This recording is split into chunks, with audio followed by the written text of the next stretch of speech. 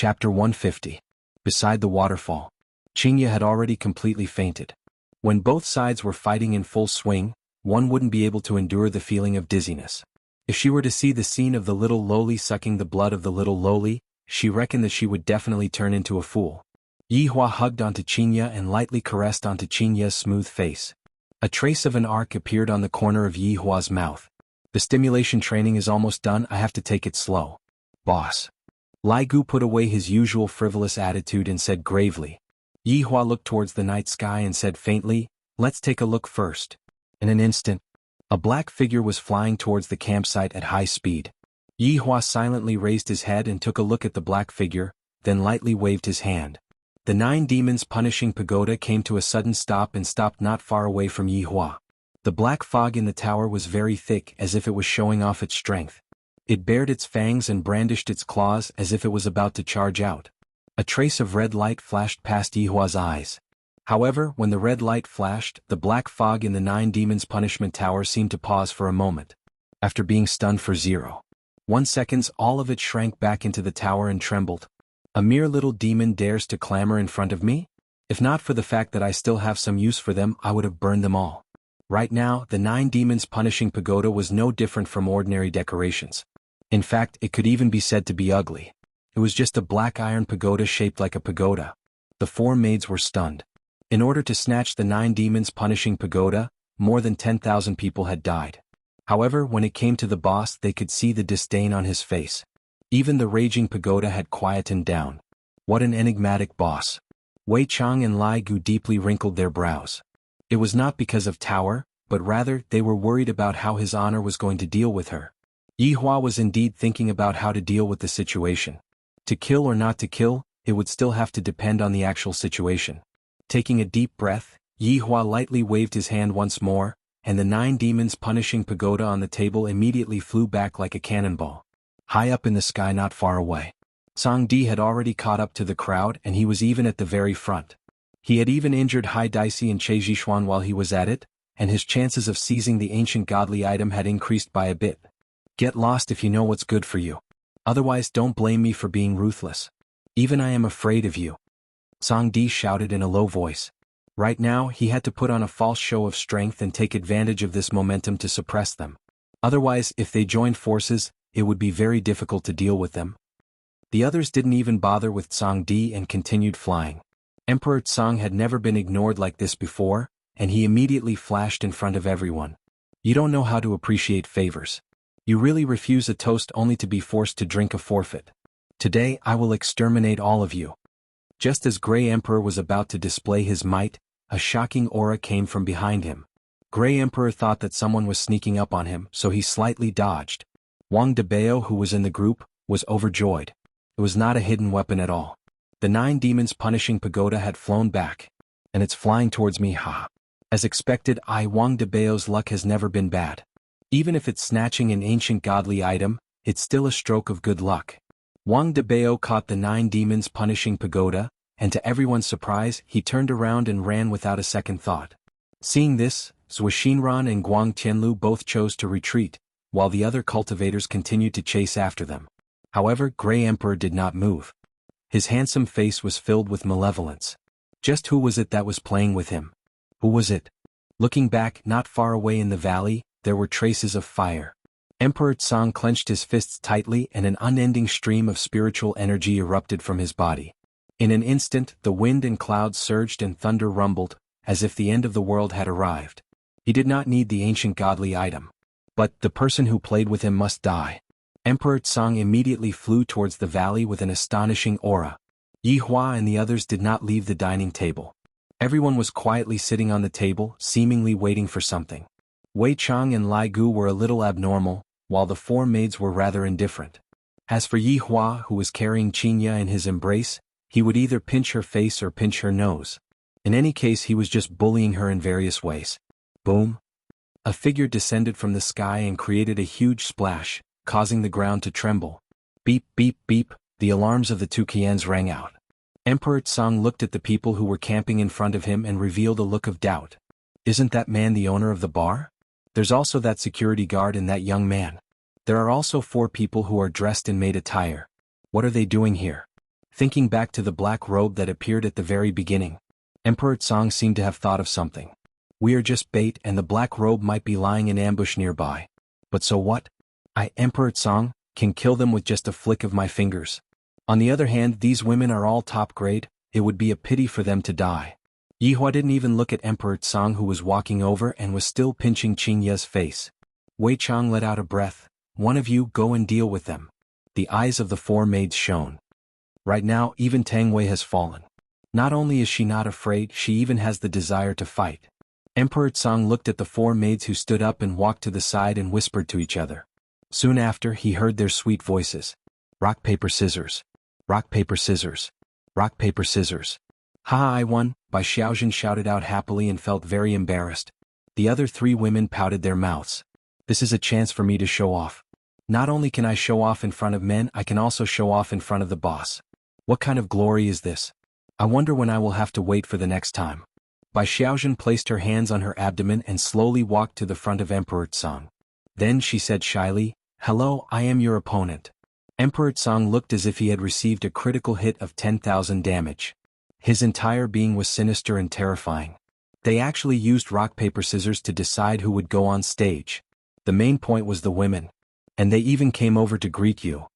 Damn it, this isn't good. Tonight, my dignity was already trampled on twice. And yet, when I came here, I was humiliated again.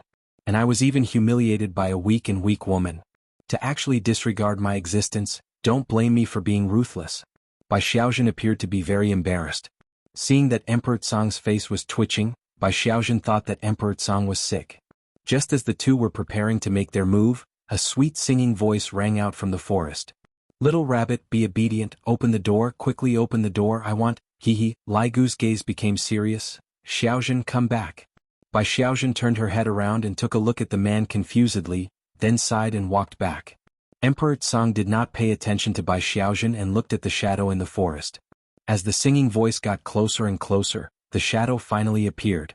Emperor Tsang's gaze was filled with astonishment. Isn't this little loli the person inside the coffin? Why did she come out? The little loli took a glance at the coffin, and her red pupils became even more dazzling. Little rabbits, you all have been hiding here, causing me to search for you all for so long. I don't even want to move anymore, I'm so tired. The little loli fanned herself with her little hands. This action of hers was truly adorable. Emperor Tsang's expression distorted. The biggest humiliation of my entire life is tonight. Pretending to be mysterious. Emperor Tsang could be seen aiming his palms towards the little loli, and a black light could be seen gushing out from his body, causing the ground to immediately cave in. Destroy you, Yumming. Chapter 151. Emperor Tsang retracted his palms and stared ahead. The dust gradually dissipated, revealing a gigantic semicircular chasm in front of him. It was as though a gigantic machine had excavated a mountain range. Emperor Tsang's gaze changed from indifference to calmness, then gradually changed to shock, and finally revealed a horrified expression. Looking at that black shadow, Emperor Tsang found it hard to believe. Shattering Yu Yumming was one of his ultimate moves, and no one had ever been able to withstand it. Not to mention being unscathed. But now, the little loli's pure white princess dress was spotless. Even her smile didn't change. Her two ponytails fluttered in the wind. The little loli covered her mouth and giggled. Oh, hee, you're amazing. The four maids who were watching the battle were also stunned. Just who was this little loli? However, Yihua and the others appeared to be very calm. Sky Emperor's breathing quickened. The girl in front of him wasn't a little loli at all. She was a monster. As expected, the guardians of the ancient godly items were all abnormal existences. A wise man does not fight when the odds are against him. I will go and snatch the ancient godly equipment first. Sky Emperor did not hesitate, he turned and ran. The current him didn't care about his face at all. This little freak was completely unscathed under his finishing move, so his strength was definitely formidable. He might as well leave it to those people from Leisure Bar to deal with him, and it could be considered as using someone else to do his dirty work. The little loli smiled wickedly. Little bunny wants to run? That's not cute at all. The two ponytails shot out in an instant, and the escaping Tsang Di turned pale with fright. Unexpectedly, his left leg was entangled by the ponytails. Gray the Arch condensed a long saber in his hand and ruthlessly chopped down. Clang. The sound of metal clashing rang out. Tsang Di looked at the broken saber in his hand and revealed a look of fear. This was impossible. The ponytail was like a venomous snake. In an instant, it wrapped itself around Emperor Tsang's leg and pulled fiercely. Bang! Tsangdi's entire body smashed down like a cannonball, creating a huge splash and forming a huge pit. In the pit, Tsangdi's face was filled with panic. His entire body had been entangled by the ponytail, and no matter how he struggled, it was of no use. However, another ponytail slowly stretched out. Tsangdi stared at that strand of hair with a panicked expression, feeling even more terrified. Those hairs were actually small mouths with sharp teeth. No, don't come over. Sky Emperor was completely flustered, but no one could save him now. The ponytail instantly pierced into Tsangdi's mouth, spreading all over his body, sucking up the delicious blood essence. Only to see that Sky Emperor's body was withering at a speed that the naked eye could see. In less than 10 seconds, only his skeleton and outer layer of skin were left. No one would be able to recognize that he was the famous Sky Emperor. And even though Emperor Tsang died, he didn't understand many things. The little loli licked her bright red lips, so delicious, much better than those. Retracting her ponytail, the little loli bounced over to a place not far away from Yihua and said with a slight smile, "Those are all little rabbits, you guys are the big tigers, don't run away like little rabbits, if not, I will be very angry." Yihua lightly caressed Xianxia who was in his embrace, then looked at the little loli who was not far away from him and asked faintly, "What is your name?" The little loli pouted and poked her chin with her index finger. After thinking for a long time she said, I'm not telling you." "Easy." Yihua shouted gravely. Little Lolita's scarlet eyes were suddenly startled. She suddenly jumped back and the smile on her face immediately disappeared. She asked coldly, "Who are you? Why do you know me?" Yihua stared at the little loli's every movement and even the minute expression on her face, then shouted coldly, "Zizi, do you know the consequences of lying to me?" The little loli grinned and shook her ponytail. "Although I don't know why you know me, but you guys are really delicious. Impudent." Impudent. Wei Chang and Lai Gu shouted out, and a burst of killing intent erupted out from their bodies. The little loli spread out her hands and had a look of disdain on her face. She even took out a small mirror and looked at herself to see if her hairstyle had changed or not. Wei Chang and Lai Gu could clearly feel that his honor was really angry, and the two hurriedly said, "Boss, let us do it." Yihua knew what Wei Chang and Lai Gu were thinking. They wanted to protect her. That's right, Wei Chang and Lai Gu indeed wanted to protect the little loli.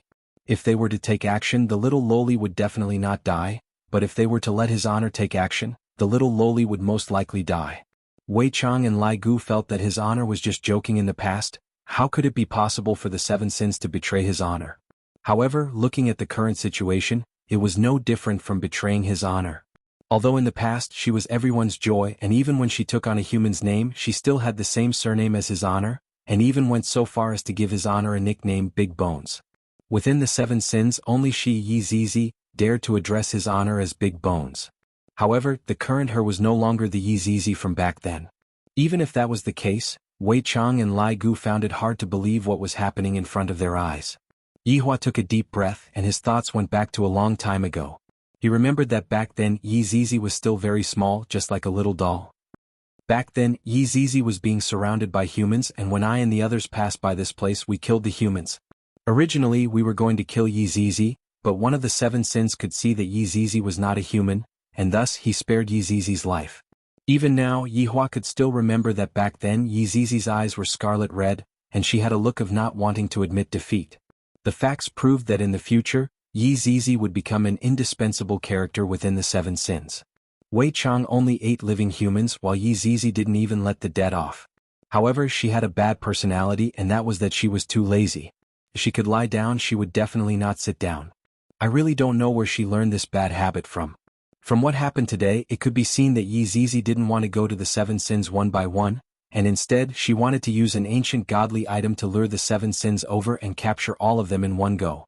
Looking at that familiar face, the final scene appeared in Yihua's mind. Yizizi was surrounded and attacked by three overlords, and in the end she fell into Yihua's embrace. The words that she said back then were still resounding in Yihua's mind. He remembered that back then Yizizi's entire body was covered in blood, and she didn't even have the strength to raise her hand. However, that pair of scarlet red eyes of hers was still leaking out unwillingness. "Big Bones, Zizi doesn't want to die, Zizi wants to play with you, Zizi wants to compete with the gluttonous monster, Zizi still wants to ride the big bone dragon, Zizi wants to be together with you all, big bones? Zizi is so cold, so cold. Sensing that Yi Zizi's body was gradually becoming stiff, Yi Hua revealed the pain of humanity for the first time, and Yi Hua's painful howls resounded throughout the entire battlefield.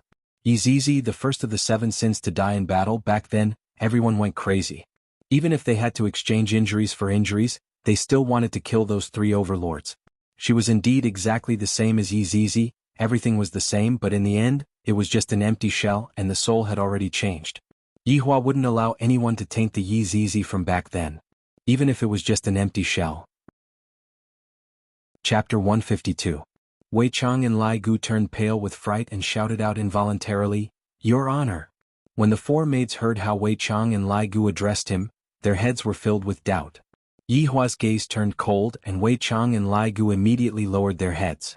After placing Xianxia into the tent, Yi Zizi tidied up Xianxia's hair and sighed. Walking out of the tent, Yi Zizi stood 5 meters away from Yi Zizi. Wei Chang and Lai Gu revealed a nervous expression, not knowing what exactly His Honor was going to do to Yi Zizi. Yi Hua took out a cigarette case, took out a cigarette and lit it up. With his brows slightly wrinkled, he said, "It has been a long time since I last fought." Yi Zizi stared at the man in front of her, and a trace of doubt appeared in her heart. She felt that he was a little familiar, but she couldn't recall where she had seen him. But no matter what, he was still delicious food. "Hee, you are the most pretentious person I have ever seen," Yi Zizi said with a smile, revealing cute dimples on her cheeks. Yi Hua laughed lightly, "Your guts are truly getting bigger and bigger." Humph, I have a lot of guts." Yi Zizi even gestured, looking very cute. Yi Zizi's actions and tone are still the same as before. What exactly is going on? Suddenly Yi Zizi's scarlet eyes became strange, as if they were rotating. Then Yi Zizi exclaimed, "Wow, you're a big bone." The cigarette in Yi Hua's hand immediately broke and fell beside his leather shoes.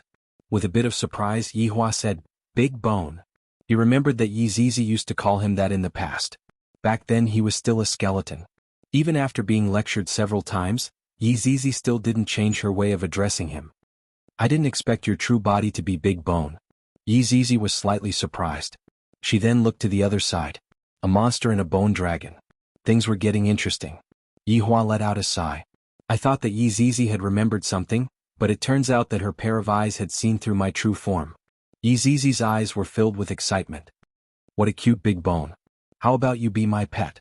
I won't suck you." The corner of Yi Hua's mouth twitched slightly, and Lai Gu, who was at the side, seemed to have thought of the past, and he felt gloomy as well. Lai Gu remembered that back then Yi Zizi was very mischievous, and furthermore she also had a problem with aesthetics. Yi Zizi would praise His Honor for being handsome every day, and expressed that she also wanted a skeleton as a pet. But His Honor refused to give it to Yi Zizi, and in the end Yi Zizi came to look for trouble with Lai Gu and even wanted to ride on Yi Zizi's back then. Not being able to ride on Lai Gu was one of Yi Zizi's biggest regrets before she died. "That will depend on whether you have the ability or not." "Alright then, I'll go easy on you." A true battle was about to break out, and Yi Zizi also became serious. Although she sounded relaxed, she could faintly sense that the other party was very powerful. It was the same for the other 2, and as for the other 4 women, they were negligible. "Pavilion Master, it's there." All of a sudden, a black crowd surged over. There were at least 3,000 people. They were the northern forces that followed Emperor Tsong here. Originally, he was in too much of a hurry when he escaped and lost contact with Emperor Tsong. Now he had no idea where Emperor Tsong had gone. He thought that it would be better for him to just return to avoid any more accidents. However, the pavilion master of the Extreme Will Pavilion and Feng Sheng subordinates had reported to him, so he decided to come to this stronghold to take a look. The Sumeru Workshop's Xu Jinhai and the Phoenix King Pavilion's Man Kai also came over to take a look as a form of respect for He Feng. 3,000 people descended and occupied half of the empty space in the small valley. The 3 big shots immediately saw Emperor Tsong, who had been sucked dry. However, the 3 of them only took a glance at Emperor Tsong before shifting their gazes away. After all, with Emperor Tsong's current appearance, even if his mother came over, she wouldn't be able to recognize him. Because Yi Zizi's back was facing everyone, the 3 big shots only felt that Yi Zizi looked familiar. Yi Hua, on the other hand, was facing Yi Zizi, and the 3 big shots felt that Yi Zizi looked really stylish. There were also 2 men and 4 women beside Yi Zizi, and there were even tents beside Yi Zizi. From the looks of it, Yi Zizi's taste is rather heavy. Also, what is the meaning of this little lowly who is wearing a princess dress? Looking at the two's posture, It seems like they are preparing to fight. Man Kai hated people who bullied little girls the most. How can you be like this to even bully little girls? After speaking, Man Kai walked towards Yi Zizi with an evil smile on the corner of his mouth. Yi Zizi silently lit up a cigarette. Man Kai patted onto Yi Zizi's shoulder, then said with a smile, "Little girl, don't be afraid, Big Brother is here. If you have any difficulties, you can just tell Big Brother." Big Brother, really? Yi Zizi turned around with a smile. Man Kai's pupils grew bigger and bigger. Isn't this the fucking little loli in the coffin? In the beginning I was still sighing. A strand of hair quietly drilled into the dumbstruck Man Kai's mouth. In just a few seconds, Man Kai turned into a dried corpse. However, the strand of hair didn't come out and supported Man Kai's corpse. This caused the people behind to think that Man Kai was whispering to the little loli. "Tower Master Man, that should be enough." Yifeng frowned and shouted out. "With so many disciples watching, even if you don't care about your face, I still care about it." Seeing that Man Kai still didn't have any reaction, everyone couldn't help but raise their vigilance. Xu Zhenhai shouted out loudly, "Tower Master Man, enough is enough. Don't throw away the face of your Phoenix King Pavilion." The disciples of the Phoenix King Pavilion felt extremely awkward. The Tower Master's illness is acting up again. Yi Zizi used the strand of hair to control Man Kai and slowly turned around. The dried-up Man Kai could be seen stretching out his hands and making a peace sign.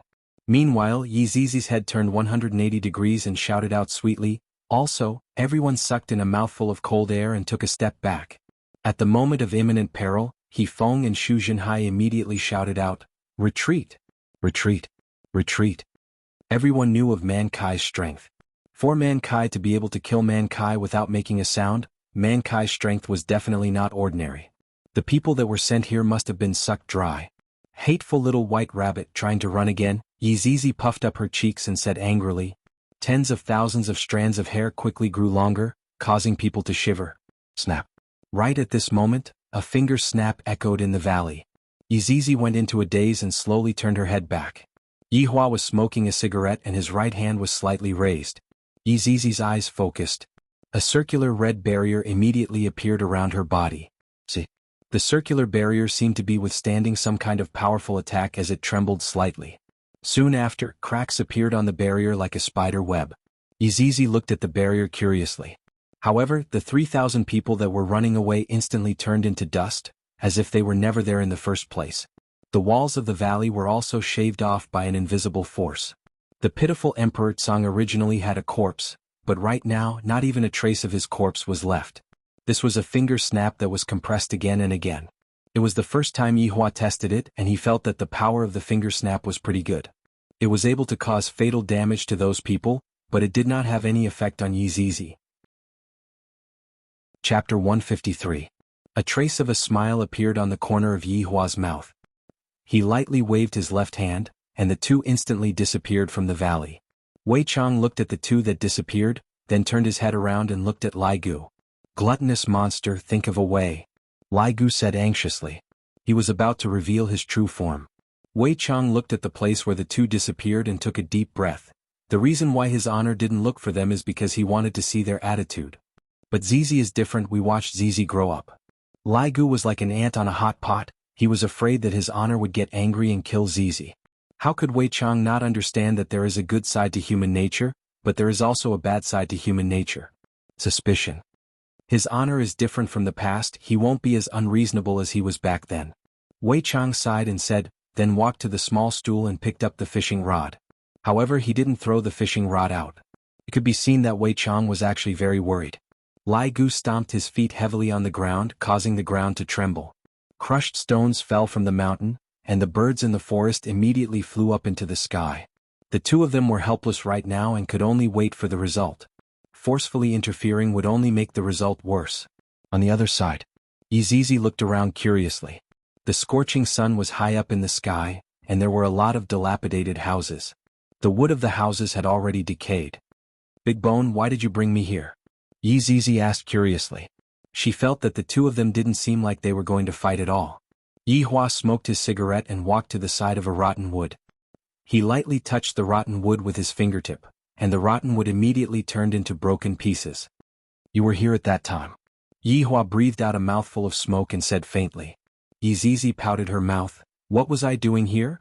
Yihua didn't answer and said calmly, "You are very stubborn. I originally wanted to kill you, but you are very lucky." Bragging. Yi Zizi snorted, then tilted her head 45 degrees, looking very cute. "However, you were still saved and became one of my subordinates." Yi Zizi spread out her hands. "All right, you are really bragging to the heavens. If you can still remember now, I can let bygones be bygones." Yihua's tone changed and emitted out an eerie killing intent. Yi Zizi went silent for a while, then suddenly, of a look as if she remembered of everything, she said, "I remember coming." Yihua paused for a moment. "Really? Ah, Big Bone, you are so gullible."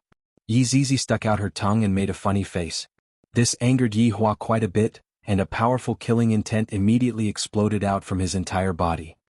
The killing intent seethed like huge waves in the sea, causing the surrounding air to seem as if it was going to solidify, causing people to feel suffocated.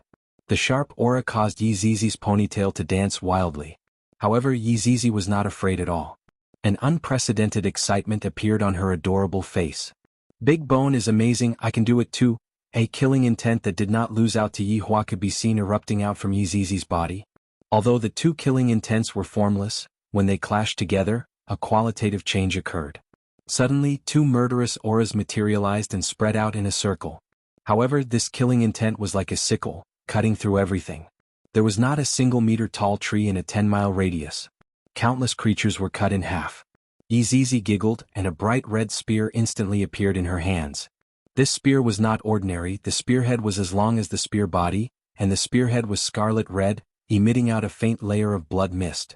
Meanwhile, the body of the spear was like a flowing river of blood, and one could even hear the cries of aggrieved souls, causing people to tremble with fear. Immediately afterward, a set of white crystal armor appeared on Yi Zizi's body as well. The armor covered 99% of Yi Zizi's body, and even her eyes were the same. As for the remaining 1%, it was her ponytail that was revealed. Various kinds of runes were imprinted on the armor, and every rune represented a type of defense, which was unimaginable. "Big Bone, are you going to fight with me empty-handed?" Yi Zizi's sweet voice rang out from within the armor. Yihua flicked away the cigarette in his hand. Yihua could be heard saying calmly, "Blood stirrup solitary illumination. Its biggest specialty is that during battle, it can suck the opponent's blood essence, even if it didn't touch the opponent's body. And that faint red mist is even more fatal. It replaced your hair, and unknowingly the enemy would be able to inhale it, causing them to hallucinate. And this is only the first stage. You should know the second stage even without me saying it." Moon Scroll Profound Armor. It can be said to be a perfect grade defense, but it is a pity that you have to poke 2 holes to expose your hair, and these 2 holes are the flaws. Yi Zizi, who was within the armor, had a stiff expression. She found it hard to believe. "Why does he know all of my secrets?" "Impossible. How do you know all of these?" Yi Zizi's tone suddenly changed. It was no longer the sweet lowly voice, it was as if a ghost was crying. Along with Yi Zizi's roar, it once again formed a sound wave that swept towards the surroundings. Yihua looked at Yi Zizi, who was in an unstable state of mind, and said faintly, "Because all of these were given to you by me." "Impossible. You lied to me." Yi Zizi, who was within the armor, had a sinister expression. "Yihua knew all of my secrets, and Yi Zizi knew what this meant."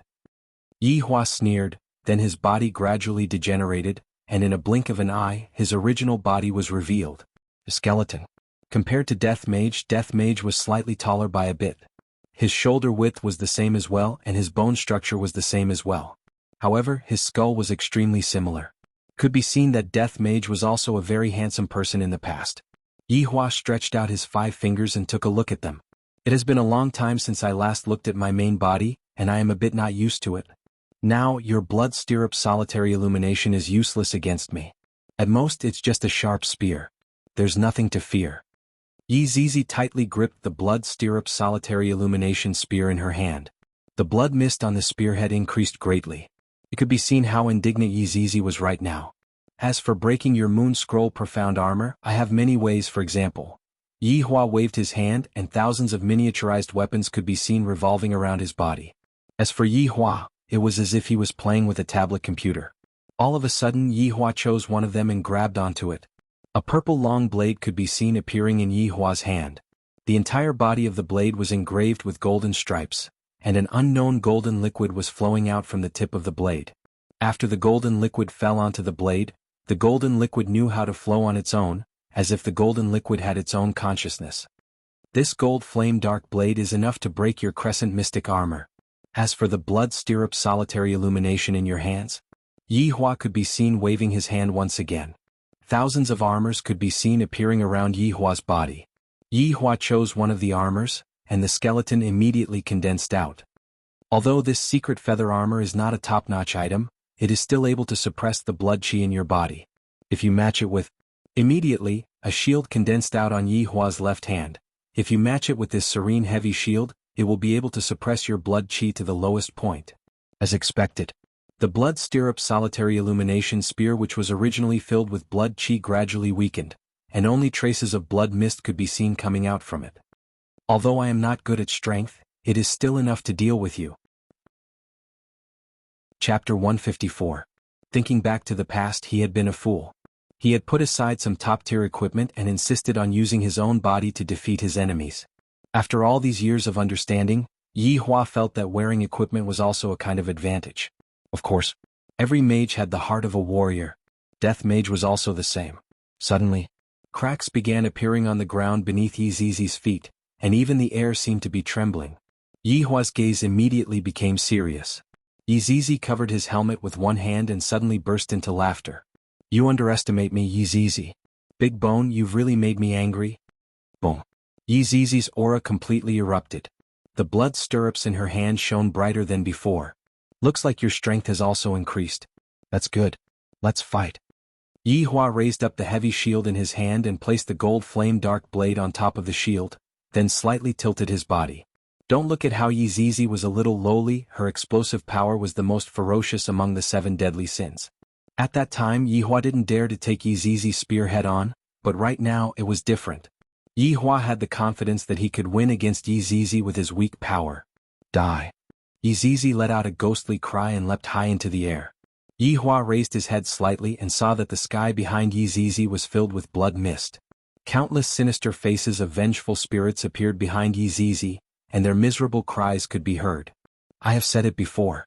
Your moves are useless against me, I am completely able to suppress you. Yi Hua raised his heavy shield high up. Bang!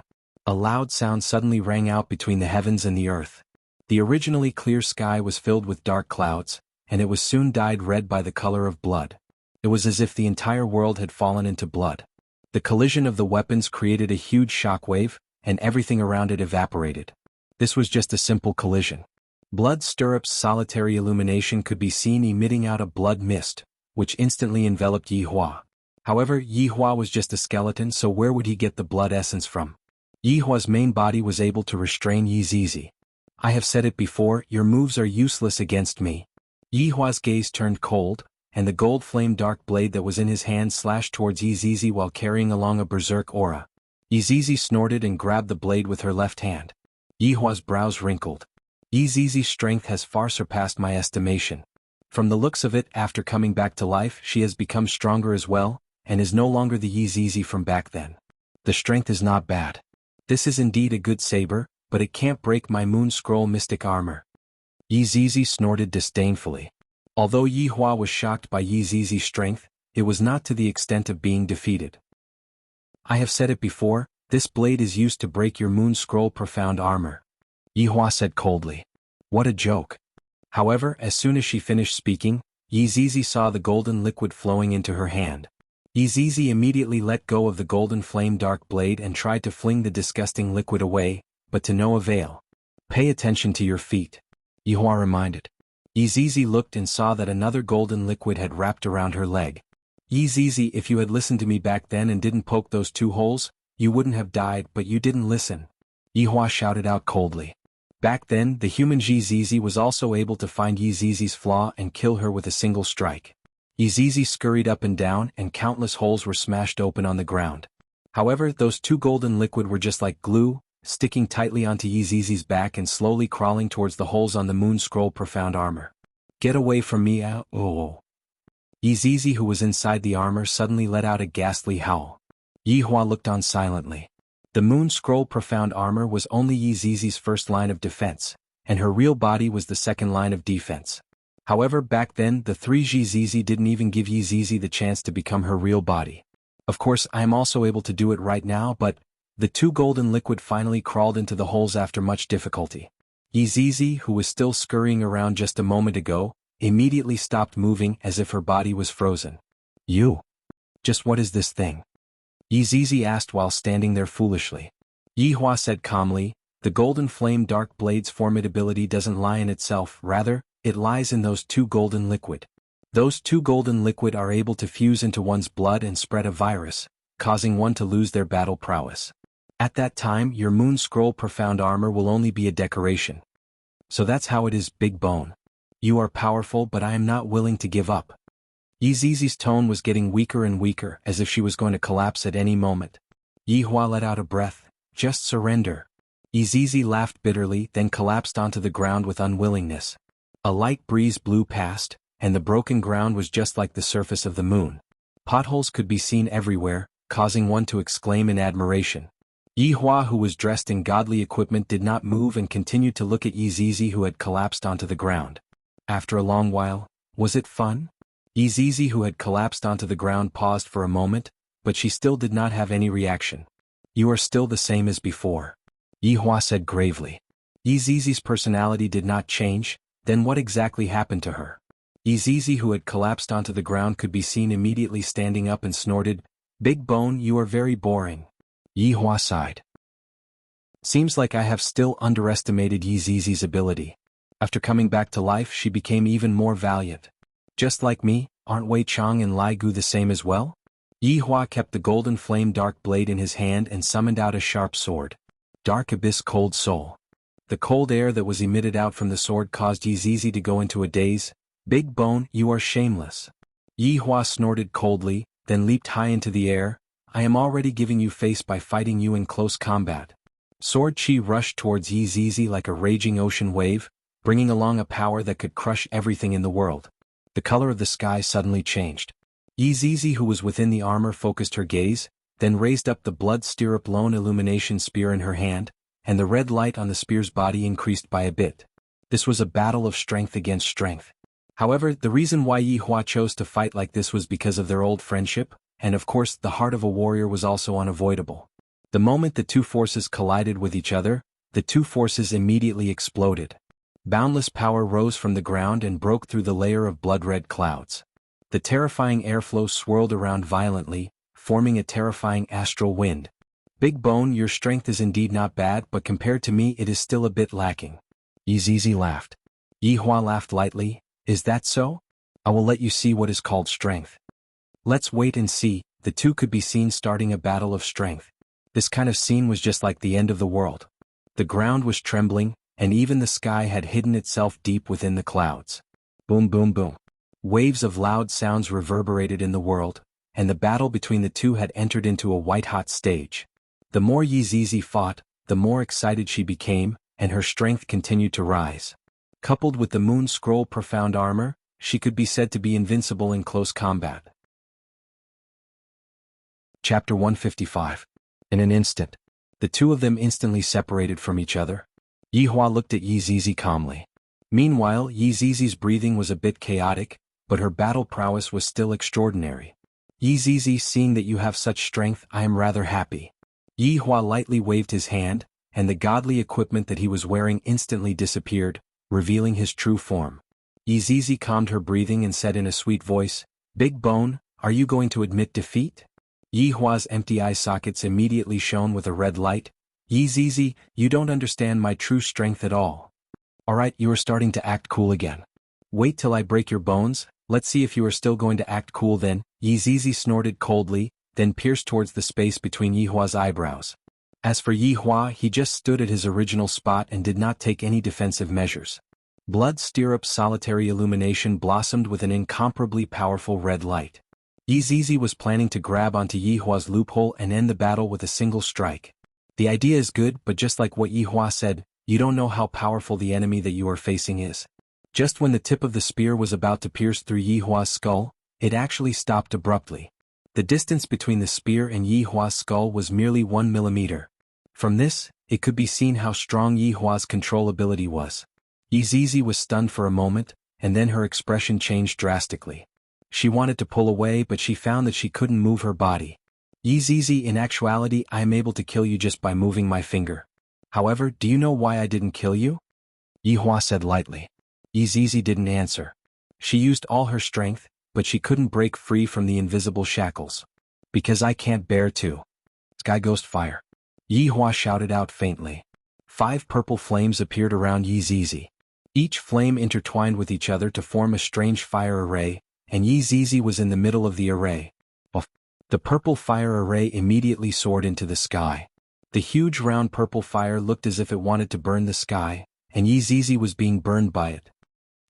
I'm going to kill you. Yizizi roared within the flames, but to no avail. Yihua seemed to be waiting for an opportunity. Suddenly, he felt that Yizizi, who was in the fire, had a strange movement. You are still thinking of revealing your true form and escaping. You overestimate yourself. Divine Kuan Chain. Yizizi, who was inside the armor, had a drastic change in her expression. How is it possible that I can't even release my main body? The purple flames continued to burn Yizizi. The moon scroll mystic armor on her body had already turned purple, but even so, Yizizi's ponytails were still fluttering. Big Bone, I admit defeat. I admit defeat. Yizizi, who was inside the armor, could no longer endure the burning and loudly begged for mercy. However, Yihua ignored him and continued to wait. I admit defeat, what else do you want? A burst of evil aura emerged from the purple flames. Yihua lightly waved his hand, and the so-called evil aura quietly disappeared. Half an hour. 1 hour. 2 hours, you are ruthless. After finished speaking, Yizizi fainted. Yihua let out a sigh of relief. I have finally managed to make her faint from the fever. Alright, let's see what exactly is going on with you. He stretched out his hand and a lamp appeared in his hand. The name of this lamp was Moonlight Candle. It was able to illuminate all unknown things and could be easily destroyed. However, it was a pity that it could only be used once and after it was ignited it would disappear. Furthermore, it had to be used when the target was at their weakest, otherwise it would be completely useless. At the start, Yihua used his strength to resist against the flames because he wanted to test Yizizi's strength. Indeed, it was the same as what he thought. Yizizi's strength had indeed increased by a lot. Using Sky Ghost Fire to burn her was just to erase her consciousness so that he could use Moonlight Candle. Withdrawing his hand, Sky Ghost Fire instantly disappeared, and Yizizi was still under Yihua's control. Moonlight Candle slowly floated above Yizizi's head, and the flame emitted from the wick illuminated Yizizi's entire body. Yihua's gaze was fixated on Yizizi. I hope that this Moonlight Candle will be effective. Slowly, the candle illuminated Yizizi's body as well as her various physiques. Yihua was rather familiar with these physiques, and they were considered normal. Suddenly, 3 faint seals appeared above Yizizi's head, forming a triangle. Judging from the shape, 2 of the seals were still missing, thus they could not be counted as a complete seal. Yihua clenched his fists. To actually dare to place a seal on my subordinate. But Yizizi's ability is so strong, who is able to place a seal on her? I will ask her later. Yihua lightly tapped with his finger, and the 3 seals immediately shattered. At this moment, Moonlight Candle finished burning and disappeared from the sky. After the seals disappeared, all of the equipment on Yizizi's body disappeared as well. Yizizi, who was wearing a princess dress, slowly landed on the ground. Yihua summoned out his human form, took out a stick of cigarette, lit it up and waited for Yizizi to wake up. After a long time, Yizizi, who was lying on the ground, rubbed her big eyes. Where is this place? So hungry. Yizizi sat up and pursed her lips. Suddenly she saw an unfamiliar man in front of her, and the man was smoking a cigarette, so handsome, but this man has such a familiar feeling. Yizizi. Yihua shouted out gravely. Chapter 156. Yizizi stroked her long ponytail. Actually, Yizizi still had many abilities that she had yet to display. Unfortunately, she had been defeated just like that. Yihua let out a light sigh. Being too strong is also a kind of sin. No one is able to evoke my desire to fight, and only my subordinates are able to make me fight. Throwing everything else aside, today's fight was rather comfortable. According to Yizizi's description, she should have awakened 5 years ago. It was just that she was discovered by others and they wanted to control her. Perhaps even they did not know that it would take so long to cast the seal. After all, Yizizi was too powerful. Even after several years, she was only barely able to cast the 3rd layer of the seal. Before the 2nd layer was completed, Yizizi had already awakened. It was just that it was amazing that humans had such a magic tool. However, thinking back to those supremes in the past, they also had many powerful magic tools. It was normal for the people of this world to have one or two. Zizi, who was in his arms, raised her pitiful face and said with grievance, "Big Bone, have you forgiven Zizi? I'll forgive you if you don't call me Big Bone." Zizi's face fell. But I've been calling you for a long time. Then I won't forgive you. I'll change, alright? Zizi rubbed her head against Yihua's chest and acted coquettishly. Yihua thought for a bit. Right now, Xianxia still doesn't know of my identity. If I were to have another little girl as my subordinate and furthermore the little girl is a little lowly, wouldn't she think that I am a pervert to have even taken a little lowly as my subordinate? Based on Zizi's personality, it was obvious that she was a follower. Even if he forced her out, he didn't know what kind of trouble she would cause. He had tried it back then and his game had just begun. He couldn't let Zizi ruin it. It would be better to give her an identity. Zizi opened her eyes wide and looked at Yihua. Zizi looked extremely pitiful. "Call me big cousin. When there's no one around, you have to call me your honor, do you understand?" He had to take this opportunity to change the way Zizi addressed him. He had really indulged her too much in the past. Zizi was overjoyed. Without thinking too much, she said, "Big cousin." He thought that Zizi would be conflicted for a while, but he didn't expect her to be so straightforward. Zizi had been in the human world for a year, so she knew that big cousin was a more intimate form of address. This was much better than big bones, so she readily agreed. "Big cousin, I want to see the gluttonous monster and the big bone dragon." Yihua knocked onto Zizi's forehead. "When there is no one around, call me your honor. Also, don't call them nicknames." Zizi rubbed his forehead, then said while puffing out his cheeks, "Your honor, Zizi understands. Go back, Wei Chang will tell you the details." Yes, let's go back." With that, the two of them disappeared from the ruins. After an unknown period of time, a figure suddenly appeared at the scene. He was wearing a purple and gold robe and had a dragon crown on his head. One look and anyone could tell that he was from a rich family. When this person arrived at the scene, he only looked around curiously. After that, he began to look around anxiously as if he had dropped some treasure. The man could be seen scratching onto his face as he muttered softly, there was clearly a notification that the red packet was right here. Why did it disappear? Did the red packet system make a mistake?" Suddenly, two black figures knelt in front of the man and said respectfully, "Your Majesty, this place is not suitable to stay for long. A large number of sects are currently gathering here." The man sighed helplessly. "I can only look for an opportunity to come back and take a look." Not long after the man left, countless people rushed over. If Yihua was still here, there would be a few familiar faces among the crowd. Beside the waterfall, Wei Chang and Lai Gu sat on a small stool and waited quietly. Tang Wei was standing behind Wei Chang and massaging his shoulders, and Lai Gu was enjoying the service of his three women. Massaging his shoulders, massaging his hands and massaging his feet. Who says that having more wives doesn't have any advantages? Why aren't they back yet? Lai Gu was a little annoyed from waiting. It has already been a few hours. If his honor wants to take care of Zizi, wouldn't it just be a matter of seconds? Could it be? A scene appeared in Lai Gu's mind. Zizi was tied up and his honor was fiercely whipping Zizi. "Your boss?" Wei Chang immediately stood up and shouted out, "Boss." Lai Gu hurriedly stood up and shouted out.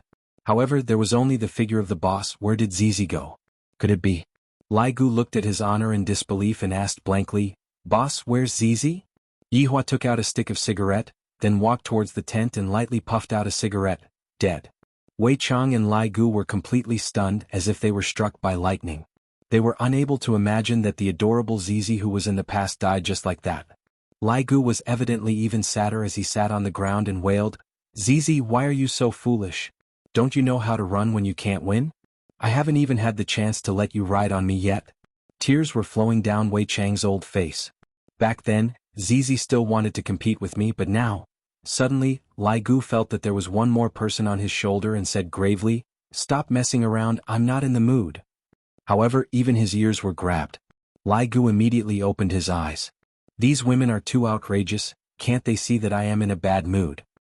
However, looking at the swaying ponytail in front of him, Lai Gu was stunned as he slowly turned his head around. "Hee, big bone dragon, do you miss Zizi?" Zizi could be seen riding on Lai Gu's shoulder while grabbing onto Lai Gu's ears with both of her hands and said sweetly. Lai Gu didn't know how to express his joy at this moment. The expression on his face was very rich as he immediately soared into the sky. Meanwhile, Yizizi shouted excitedly, "I finally got to ride on the big bone dragon." After flying into the clouds, Lai Gu immediately revealed his true form. Yizizi, who was sitting on the bone dragon's back, looked very small. Roar! Lai Gu's excited dragon roar rang out in the sky. However, quite a few people heard it and thought that they were hallucinating. And Lai Gu did not roar a second time because Yi Hua was warning him. Not long later, the two landed on the ground. Yizizi pounced onto Wei Chang's embrace and hung onto him like a koala bear. "Gluttonous monster, Zizi saw that you cried just now." Wei Chang laughed lightly. "You saw wrongly." "Hehe, I didn't see wrongly. You still don't want to admit it. When are you going to compete with me?" "That will require boss's approval." Wei Chang rubbed onto Yizizi's head and laughed. Yizizi pursed her lips. Suddenly she saw the four women beside her and her eyes immediately lit up.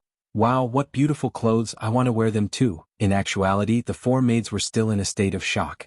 Originally, they thought that this little loli was an enemy, but they didn't expect that in the end she was actually an ally. The four maids still didn't know what was going on and appeared very respectful towards Yizizi. "Where did you buy these clothes from?" "I want them too." Yizizi touched onto the lace skirt and asked curiously. "Little loli and uniform fetish." Wei Chang explained the relationship between everyone to Lai Gu, and Yizizi immediately felt that it was unfair. "This won't do, all of you have women, Zizi wants a woman too." Wei Chang, Lai Gu. Chapter 157. Wei Chang chuckled and said, "Zizi, lower your voice. Don't disturb Madam's rest." "Madam? Who is Madam?" Yizizi asked in confusion. Lai Gu stroked onto Yizizi, who was only 1.2 meters tall, and said with a smile, "Boss's wife." "Big cousin has a wife?" Yizizi exclaimed and immediately covered her mouth. Wei Chang smiled, "And with the recent events, Madam is already pregnant." Isn't his honor just a skeleton? How could it impregnate a human? This is too mystical. I'll go take a look." After saying that, Yizizi trotted to the side of the tent and quietly walked in. Yizizi could see that his honor was carrying a human woman, and the human woman was so beautiful. Yizizi felt that this human woman was the most beautiful human woman that she had ever seen. Yi Hua said faintly, "Be quiet." Yizizi nodded her head, then went closer to observe for a bit, then said in a low voice, "Your honor, can I hug Madam?" "Be gentler." Yi Hua didn't reject Zizi. Zizi is still a child. Yizizi slowly crawled in between the two of them, then lightly hugged onto Xianxia and buried her head into Xianxia's chest. This action of Yizizi made Yi Hua a bit unhappy. "If I had known earlier, I wouldn't have let her hug onto me. However, the words that I have said are of enormous weight, not even 20 kuan would be able to pull me back." Madam's embrace is so warm, so comfortable. Yizizi narrowed her beautiful eyes. No wonder his honor would like this human woman. The cultivation world's king of vinegar couldn't stand it anymore and said, "All right, let go of me. Your honor, hug me for a while more, just a while more, I beg of you." Xianxia could be seen letting out a light moan, then stretching out her hand she hugged onto Yizizi. Xianxia had definitely mistaken Yizizi for Yi Hua. This infuriated the king of jealousy. Hugging a doll was one thing, but hugging a child. Still not letting go? Yi Hua shouted out lightly. Yizizi felt wronged and said, "It's not mean, it's Madam who is hugging me and not letting go." Yi Hua could only forcefully pry open Yizizi's arms, then push Yizizi away from Yizizi. Sure enough, Yi Hua ended up hugging onto Xianxia. "Your honor, you are so stingy," Yizizi pouted her small mouth and said. Yi Hua glared at Yizizi, then said in a low voice, "Remember to wait for me at the county town tomorrow." "Okay, got it." Yizizi responded and left the tent. Madam's embrace was so comfortable, soft and soft. Yizizi said a few words to Wei Chang and left for the time being. The future is long. Yi Hua still didn't know how wrong his decision this time was. If he were to know what his little cousin would do in the future, he would definitely not be able to hold himself back from kicking her out and letting her fend for herself outside. While hugging onto the woman in his embrace, Yi Hua let out a breath. Yizizi doesn't like humans at all, and I didn't expect that she would fall in love with Xianxia right away. From this, it could be seen that Xianxia is also very unique. Looking at those tender and beautiful red lips, Yi Hua couldn't help but kiss onto them. So King soft, so King comfortable. Right now it was already late at night, and Wei Chang and Lai Gu had also walked into their own tent. Not long after, Lai Gu's tent began to shake crazily. However, Lai Gu was very smart to set up a barrier so as to not disturb his honor. Wei Chang's side was not as straightforward as Lai Gu. Looking at Lai Gu's tent, Wei Chang felt very envious. "Uncle Wei, it is already so late, quickly come in and rest." Tang Wei opened up a corner of the tent and called out tenderly. Right now, Wei Chang really wanted to ask his honor for a stick of cigarette to calm himself down. "Uncle Wei!" Tang Wei shouted out with a red face. Wei Chang immediately revealed out a firm gaze. "I will do as his honor said, I will just directly push her down." Seeing that Uncle Wei was walking over, Tang Wei shyly hid into the tent. Her face was completely red and she was extremely nervous. After entering the tent, the entire tent could be seen to be decorated with red as the theme. Looking at Tang Wei, who had her head lowered and had a bashful look on her face, Wei Chang swallowed his saliva. What should I do now? Seeing that Uncle Wei was looking at her blankly, Tang Wei lightly bit onto her lower lip, then slowly undid her clothes. Wei Chang was startled. "Tang Wei, what are you doing?" "I am taking off my clothes to sleep." Tang Wei's face was about to bleed. "Uncle Wei is so stupid, what else can I do besides taking off my clothes?" Wei Chang could be seen stretching out both of his hands. Tang Wei felt that her heart was about to jump out. Uncle Wei finally took the initiative. But Wei Chang put on Tang Wei's clothes and said with concern, "It is cold in the valley at night, it is better to wear clothes to sleep." Tang Wei, first blood, a drop of blood. Right now there was a huge shadow in Tang Wei's heart. "Uncle Wei, can you be a bit more honest?" Wei Chang let out a breath and immediately lied down. "What should I do? How should I push Uncle Wei?" Seeing that Uncle Wei lied down, Tang Wei also lied down beside Uncle Wei, and the tent became quiet again. After a long while, Tang Wei turned over and lightly hugged onto Wei Chang. Meanwhile, Wei Chang stretched out his hand and hugged onto Tang Wei's slender waist. This time, Tang Wei felt that there was hope as she said shyly, "Uncle Wei, don't you want to?" "I want to," Wei Chang said gravely. "Then why are you still in a daze?" Tang Wei felt that she was going to dig a hole in the ground. "I have already hinted to Uncle Wei crazily, why isn't there any reaction from Uncle Wei?" Wei Chang sighed, "I want to sleep but I really can't sleep." Puff. Double kill, double kill. Tang Wei immediately felt a wave of dizziness. "I really want to cry. Does anyone have any good ideas?" After a while, Tang Wei calmed herself down. "I don't believe that Uncle Wei doesn't understand. I have done my homework before coming here." Tang Wei slowly stretched out her slender hand and stroked onto Uncle Wei's chest. "Do you still not understand?" Wei Chang was very gratified as he laughed tenderly. "Xiao Tang, Uncle Wei isn't tired, I don't need you to massage me." Buff. Triple kill, triple kill. Uncle Wei actually feels that I am giving him a massage, my god. Why is it like this? Seems like I can only use my trump card. Tang Wei could be seen making up her mind. While stroking onto Wei Chang's chest, she let out a very alluring moan. Which man would be able to endure it? Tang Wei doesn't believe it. Wei Chang could be seen being startled as he asked with concern, "Xiao Tang, what's wrong? Is it because your respiratory tract is infected?" Quadrukill, quadruple kill. Tang Wei felt as if she was struck by lightning from a clear sky. Being struck by the lightning, Wei Chang said worriedly, "This valley is humid, you have to pay attention to your body, do you understand?" Tang Wei didn't speak, she was already unable to think normally.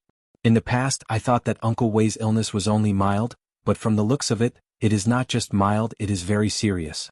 This is an illness, I have to treat it." Right now, Tang Wei felt that she must definitely cure Uncle Wei's illness. No matter how shameless she is, she must save Uncle Wei. Tang Wei could be seen hugging onto Wei Chang's arm and said tenderly, "Uncle Wei, you can be at ease, today is my safe period, nothing will happen to me." Wei Chang stroked onto Tang Wei's hair and said gravely, "Uncle Wei knows, with Uncle Wei here, not only today. You will be safe from today onwards." Pentakill, pentakill. "Ace, your woman has already been killed by you." Tang Wei felt that Uncle Wei was incurable, oh my god. Chapter 158. "Uncle Wei, I am going to sleep first, you should rest early too." Tang Wei was very hurt, being ignored by Uncle Wei. Uncle Wei went into a daze for a moment, then responded with an "oh. Why do I feel that Xiao Tang's mood is a bit low? It shouldn't be.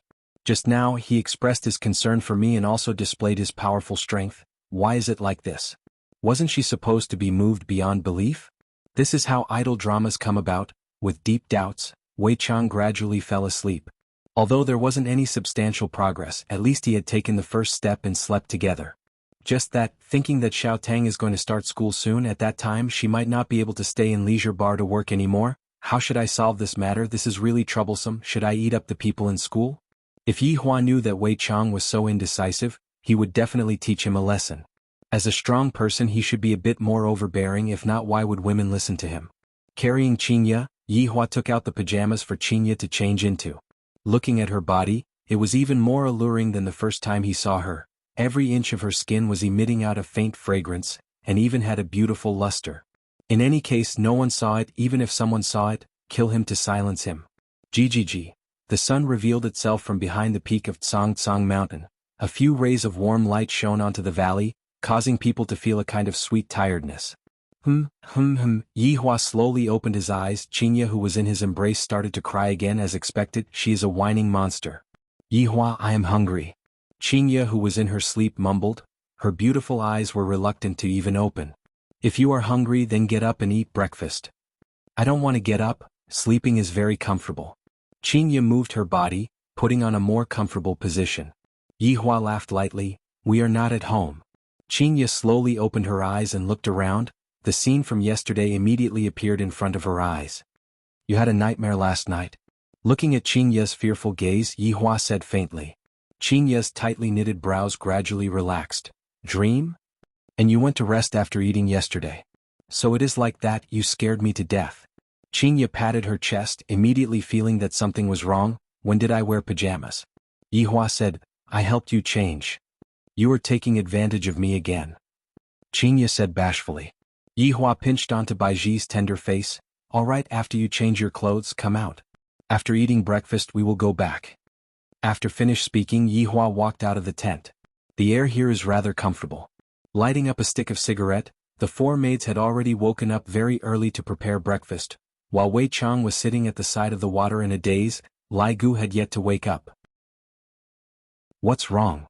Yi Hua, who was standing at the side, asked. Wei Chang was startled, then hurriedly stood up and shouted out in a low voice, Your Honor. Yi Hua puffed out a mouthful of smoke.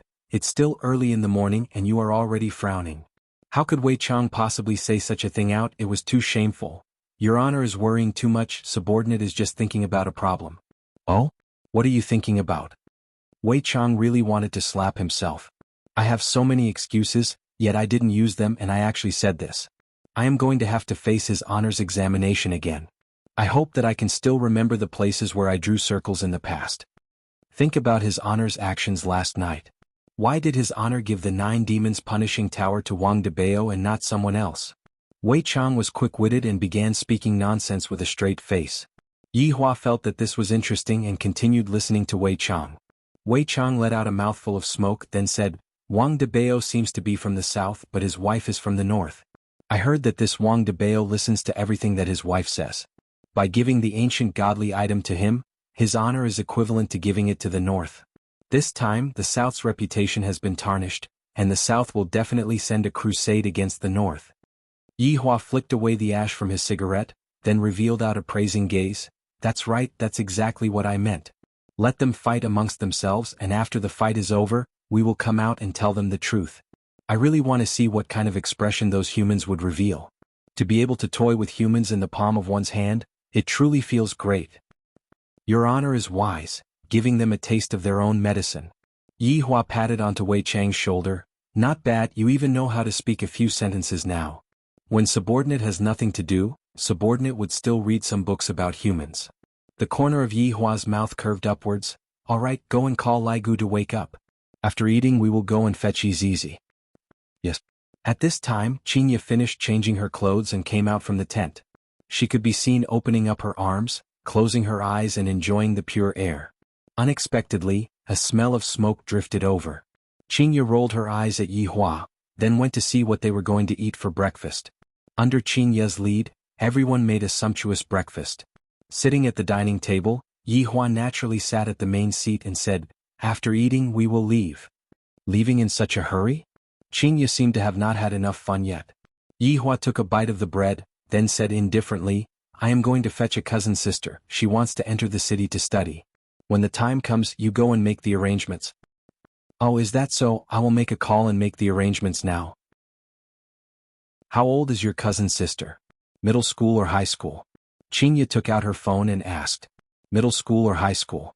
Yi Hua looked towards Wei Chang and Lai Gu, and the latter lowered his head, expressing that he did not know. She is 8 years old. Yi Hua himself did not know either because he had never studied before. Xianxia thought for a while, then muttered, if she is 8 years old, she should be attending primary school around grade 3. Yes, that's right, Yi Hua said. Xianxia immediately gave a call to the general manager of Long City, Lu Hang, and asked him to go and make arrangements. After all, the school was about to start soon. Yi Hua, when the time comes, give me your cousin's information, Xianxia said.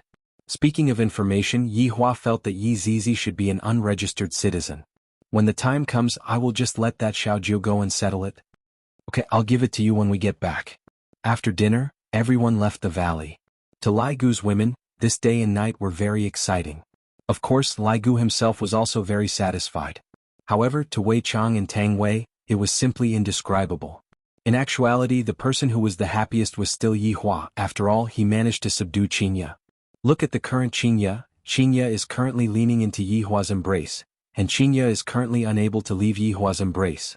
After getting on the highway, Xianxia, who was lying in Yi Hua's embrace, asked curiously, Yi Hua, why didn't I hear that you have a cousin sister? A long time no see. Xianxia punched Yi Hua's fist. All right then, you are hiding everything from me. Lifting up Xianxia's chin, Yi Hua immediately kissed onto Xianxia's chin, causing Xianxia to be dumbfounded. So annoying. There are still people here. Just treat them as if they are transparent. Wei Chang and Lai Gu were very hurt, especially Wei Chang. Why is it that even his honor is able to do it so easily, but I am unable to? I should take this opportunity to properly learn his honor's flirting skills. Chapter 159. In the Qian that was following behind, Tang Wei was a bit disappointed as she turned her head and looked outside of the car window. Tang Wei, did you do it last night? Bai Xiaozhen, who was sitting at the side, asked in a low voice. Sigh, if only I did it last night. Tang Wei shook her head, then let out a deep sigh. Thinking about how Uncle Wei acted last night, she felt both angry and funny at the same time. Iran, who was sitting at the front, also became interested. She turned her head and said with a smile, Xiao Tang, you are already dressed so sexily, could it be that Uncle Wei did not have any reaction? Gu Gu seemed to have injected stimulants last night, and Wenxia was even more miserable. Sure enough, Wenxia, who was driving the car, blushed, and Bai Xiaozhen even pouted. Iran, don't say any more, look at the two of you, eh? Iran laughed. Tang Wei let out a deep sigh again. Other people are so blessed, and yet I am worrying about this kind of thing. Forget it, let's just let nature take its course.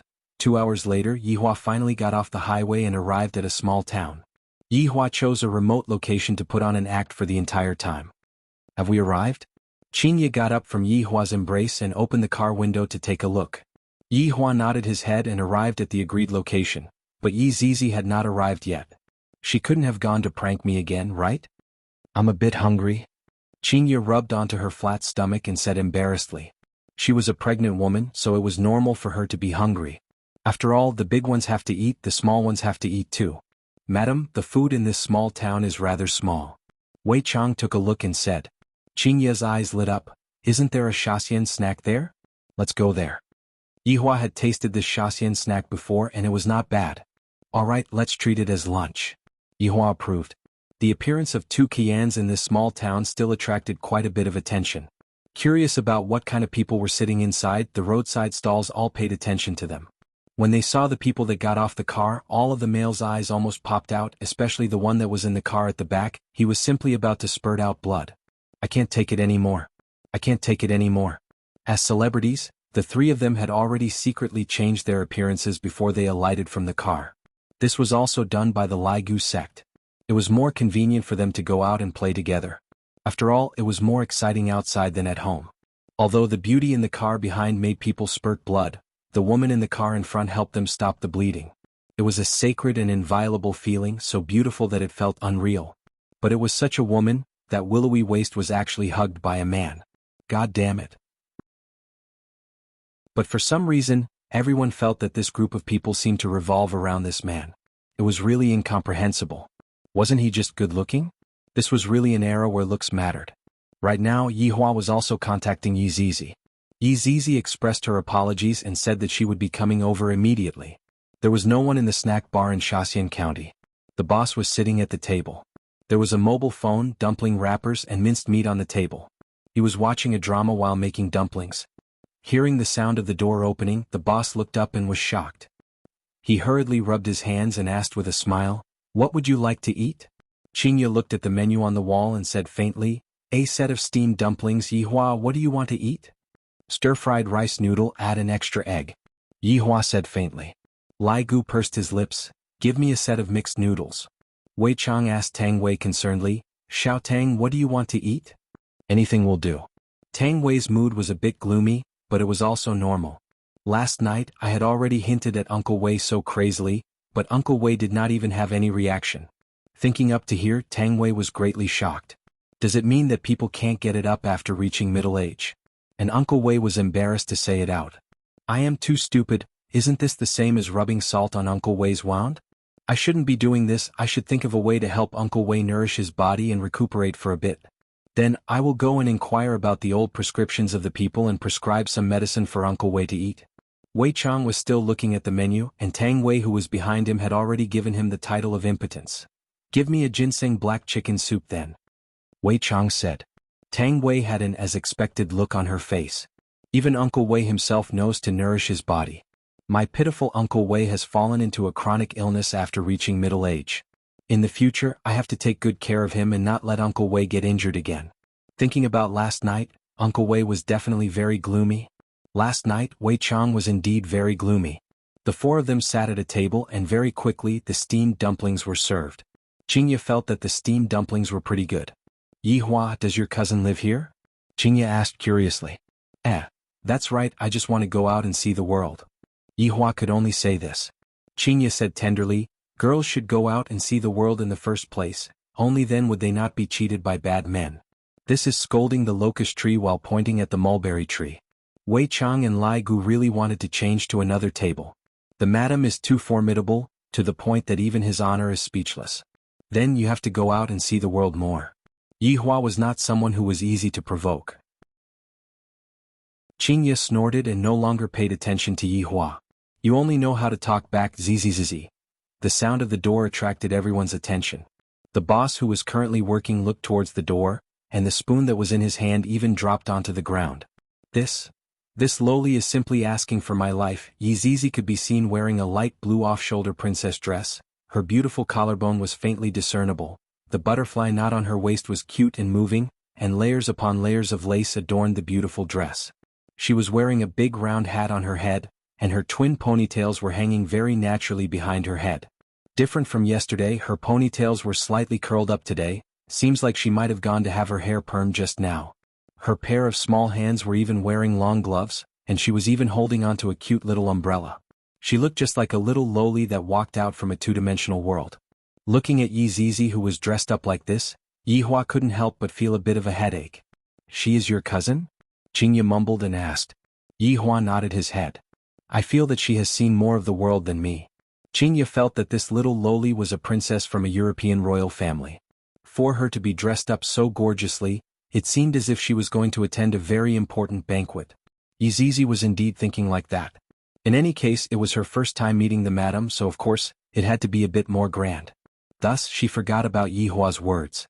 "Big brother," Yizizi waved her hand excitedly, and her pair of eyes curved into the shape of a crescent moon. If it was possible, Yihua didn't want to respond. "Coming." "Hello, big sister-in-law, I am Yizizi." Yizizi directly ran in front of Xianxia and used that lowly voice to act cute. In actuality, Xianxia had never seen such a cute little lowly before, but why do I feel that she looks familiar? I seem to have seen her in my dream last night. Of course, Xianxia had seen Yizizi, who was lying in the coffin before, just that Yihua said that it was a dream. If I give birth to a daughter, I will definitely dress up like this too. "Yizizi, you are so cute." It was rare for Xianxia to reveal a smile towards a stranger. "Ihi, big sister-in-law, can Zizi hug you?" Chapter 160. This was the death stare of a supreme being, no, the stare of the Vinegar King. "What are you hugging?" Yihua shouted out coldly. "In this world, I am the only one who is capable of hugging." Sure enough, Yizizi's hand that was stretched out immediately retracted back, then lowered her head, causing Xianxia's heart to ache endlessly. What are you doing yelling at a girl? Xianxia glared at Yi Hua petulantly, then squatted down and lightly hugged onto Yi Zizi. Ignore him, he is the king of jealousy. Yi Zizi's face immediately brightened up, and with a smile on her face she leaned into Xianxia's embrace. Sister-in-law, your embrace is so warm. This little girl was too good at talking, just like Ali. Zizi is also very pretty. Cousin-in-law likes her very much. What do you like? Pay the bill and leave. Yi Hua was in a bad mood. Standing up, he walked to the door and lit up a cigarette. Seems like I didn't burn enough yesterday. Xianxia laughed bitterly. Don't care about him.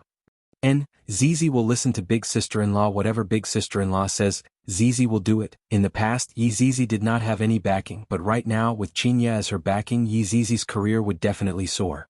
And so obedient. Xianxia stretched out her hand and pinched onto Yi Zizi's little face. Wei Chang and Lai Gu were immediately startled. However, Yi Zizi didn't react excessively. She was still smiling, which made the two of them feel relieved. They were afraid that Yi Zizi would instantly kill the madam. Other than Yi Hua, Xianxia was the second person who dared to pinch Yi Zizi's face. No. Xianxia was the first human who dared to pinch Yi Zizi's face. Yi Hua gave a serious warning to Yi Zizi, while Yi Zizi expressed that it was sister-in-law who was holding her hand, and that she was being wronged. Only a fool would believe you. Half an hour ago, Xianxia was still snuggling up to Yi Hua, and right now Yi Zizi was sitting in the middle of the car. Sit in the car at the back. Yi Hua said. Yi Zizi immediately revealed an expression of fear, then immediately hugged onto Xianxia. Pouncing onto Xianxia was a matter of course. Xianxia patted onto Yi Zizi's shoulder, then said to Yi Hua, "Why are you being so fierce for? The one who was supposed to receive it is you, and the one who is supposed to be scolding right now is also you." Wei Chang and Lai Gu pretended not to hear anything. Lai Gu, when we reach Long'an City, bring Yi Zizi to look for a house to stay in. Yi Hua decided to change his way of thinking. Before even waiting for Lai Gu to reply, Xianxia said unwillingly, "You are letting an 8-year-old little girl stay outside by herself. Is there any big cousin like you, 8 years old? Even if it wasn't 8,000, it would at least be 800. Sister-in-law, Zizi is scared," Yi Zizi said pitifully. "Yi Hua, you don't have to argue with Yi Hua anymore. Yutong's room is big enough, just let Zizi and Yutong sleep in the same room." Xianxia gave a suggestion that could not be opposed. But was it really okay to let two Chinibu girls sleep together? Aren't you afraid of causing a commotion? If Xianxia knew about Yi Hua's future development, she would definitely agree to Yi Hua's request. Going out to live was also a kind of release. After all, a child should live independently as early as possible. Yi Hua glared at Xianxia. "If anything happens, you settle it yourself." "Let's settle it then." Xianxia snorted. "Eldest cousin-in-law, you are so good to Zizi." Yi Zizi smiled sweetly, which melted Xianxia's heart. Just that, when Xianxia saw that Yi Zizi's pupils were scarlet red, she became very puzzled. "Zizi, why are your eyes red? Did you wear cosmetic contact lenses?" Yi Zizi blinked her beautiful eyes. "No, Zizi was born like this." Although it was rather weird, this pair of red pupils and Yi Zizi were still quite effective. 4 p.m. in the afternoon, the group of people arrived at the entrance of Leisure Bar. Xianxia brought Yi Zizi into the bar first, while Yi Hua had to give a few instructions. "Do not slack in your intelligence work, report to me on time every day, also, let Xiao Jiu go and handle Yi Zizi's identity information." Yi Hua said faintly. "Yes. Yes." Yi Hua nodded his head, lit up a cigarette and walked into Leisure Bar. Wei Chang unbuckled his seatbelt and said, "You can go back first, I will go and send Xiao Tang off." "Gluttonous monster, what are you talking about? Send her off by car? You are even riding a bicycle to send her off." Right now, Lai Gu was very extravagant. Lai Gu could be seen opening the car door and saying, "This car is for you, don't be too stingy when chasing after a woman, sometimes, you also need to give her some face." Wei Chang went into a daze for a moment, then felt that what Lai Gu said was right, not having a car was indeed inconvenient. "I won't be polite then." Lai Gu immediately revealed out a crafty smile. "Then I will hand over the matter that your honor instructed me just now to you, bye-bye." After pausing for a moment, Lai Gu added another sentence. "Grab hold of the opportunity at night. As a brother, I can only help you to this step." Wei Chang knew that Lai Gu definitely did not have good intentions by gifting a car for no reason. However, this kind of small matter can be handed over to Death Mage to take care of. "After sending Xiao Tang back, I still have to go to work at night." Not long later, Tang Wei sat on the car and cried out in surprise, "Uncle Wei, why did you suddenly want to buy this car?" It was definitely Lai Gu who said it again. It's convenient for me to pick you up. Wei Chang stretched out his hand and stroked onto Tang Wei's cheek. But this car is too expensive. It's fine, Uncle Wei can afford it. Wei Chang laughed and headed towards Tang Wei's residence.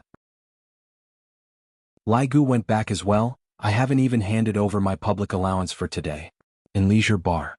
Just when Yi Hua walked up the stairs, he heard Qing Yutong's cry of surprise and Yi Zizi's cry of surprise. Pushing open Qing Yutong's door and taking a look, even Qingya went into a daze at the side. Qing Yutong could be seen wearing a level 3 helmet, a level 3 bulletproof vest, a frying pan was hanging on her butt, and she was also wearing a teacher's uniform. Yi Zizi's gaze was fiery as if she had found a like-minded comrade. Brother-in-law, big sister, you two only went out for a day and the child is already so big. Qing Yutong cried out in surprise and carried Yi Zizi up. This little loli is too cute. Yi Zizi felt that this aunt's embrace was not as warm as her sister-in-law's, but it was still rather comfortable. Oh, aunt, you are going to suffocate me to death. Yi Zizi couldn't take it anymore, this aunt is too savage. Aunt. Qing Yutong immediately collapsed. Forget about being called aunt by Ali, right now even this little loli wants to call me aunt, don't you think that I should be angry? Yutong, she is called Yi Zizi, she is your brother-in-law's cousin. Qingya explained. Qing Yutong's eyes lit up. Why call me aunt, call me big sister, I am your sister-in-law's little sister. Since she is sister-in-law's little sister, I will give her face. Hello big sister. Mommy, this is too cute, where did you buy this princess dress from? Not bad, I bought a lot of it too, but I didn't dare to wear it, afraid that other people would say that I am a lunatic. It's alright now, we can wear it together. Yi Hua said faintly, 2 lunatics. Really? Zizi also has a lot of beautiful princess dresses. Zizi, do you know what cosplay is? Yi Zizi shook her head, indicating that she was a newbie. Come, big sister has a lot of beautiful clothes, let me share with you. Chapter 161. Qingya had originally thought that Yi Zizi would stick to her very much, but I didn't expect that. Yi Zizi would be snatched away by her younger sister. It's just a few pieces of clothing, do you think that it'll hurt or not? Yi Hua walked in front of Qingya and said faintly, this is just the beginning, in the future, you will have to suffer. After finished speaking, Yi Hua walked into the bedroom and prepared to take a bath. Qingya seemed to be able to see through why Yi Hua was worried. Look at that smug look on her little sister's face, as if I have a lot of beautiful clothes that you don't. Meanwhile, Zizi's eyes were shining brightly, and her face was filled with envy. Letting out a sigh, Qingya walked into the bedroom, and just happened to see that Yi Hua was currently changing his clothes. Originally, Qingya wanted to avoid Yi Hua for a while, but thinking that they were already an old couple, what was the point of avoiding Yi Hua? What's wrong? You're not going to seduce them anymore? Go to hell. Qingya snorted. Since you asked Yi Zizi to come over and live with me, you will have to be responsible for her in the future. Yi Hua said faintly, then walked into the bathroom. Qingya let out a deep sigh, then sat on the bedside and covered her face. Yi Zizi doesn't seem to be that lowly that she looks like on the surface.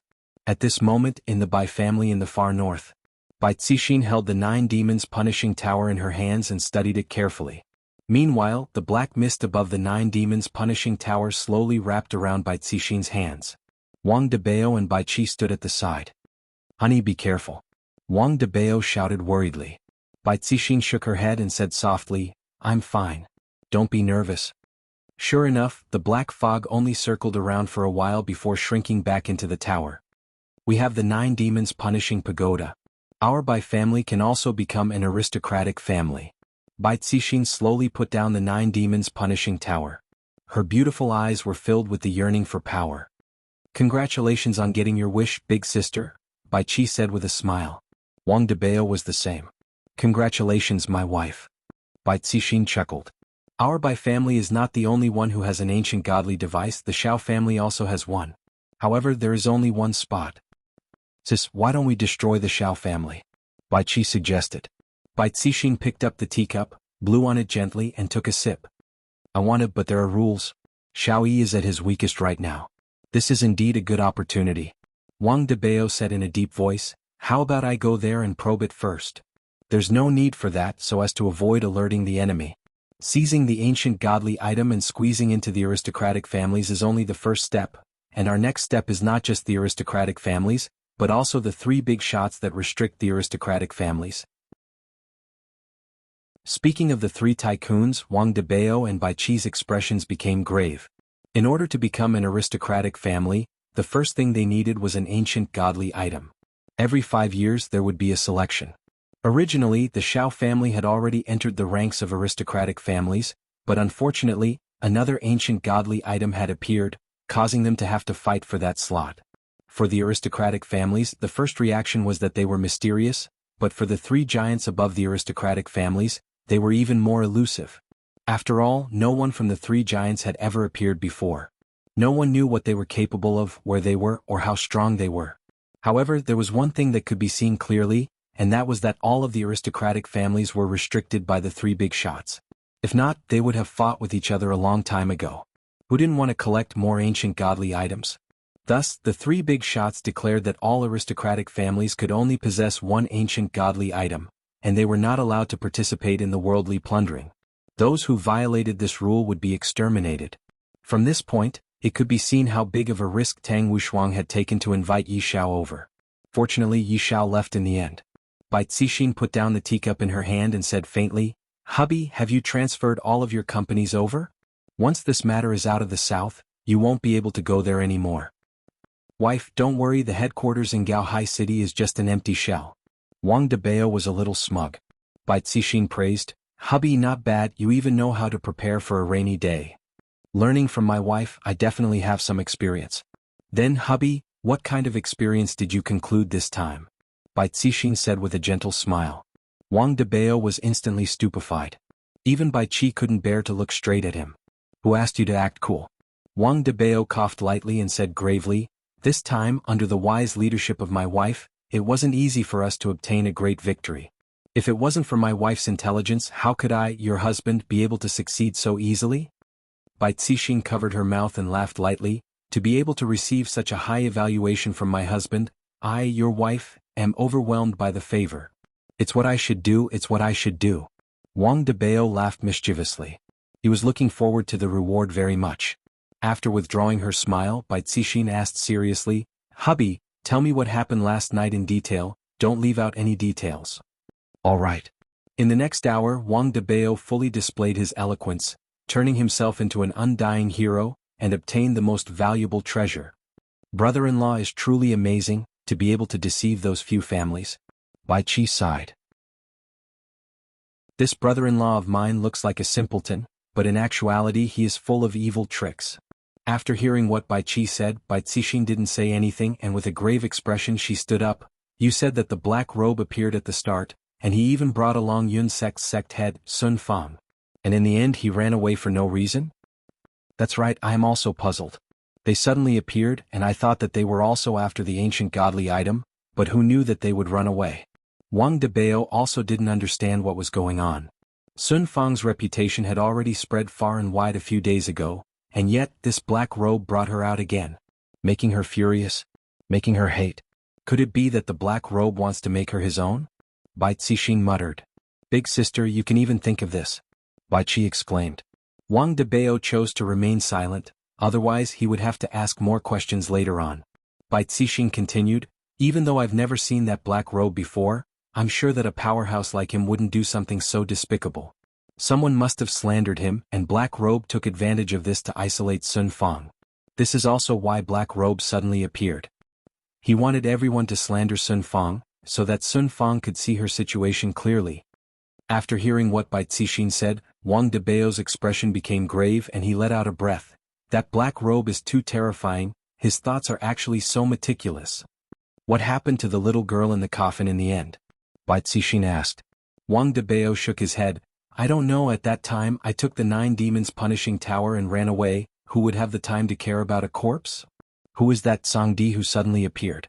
"Who knows, but he seems to be in contact with the people in the north," Wang Debao said. "What about the people that you brought with you?" Bai Cixin asked. "I can't contact all of them.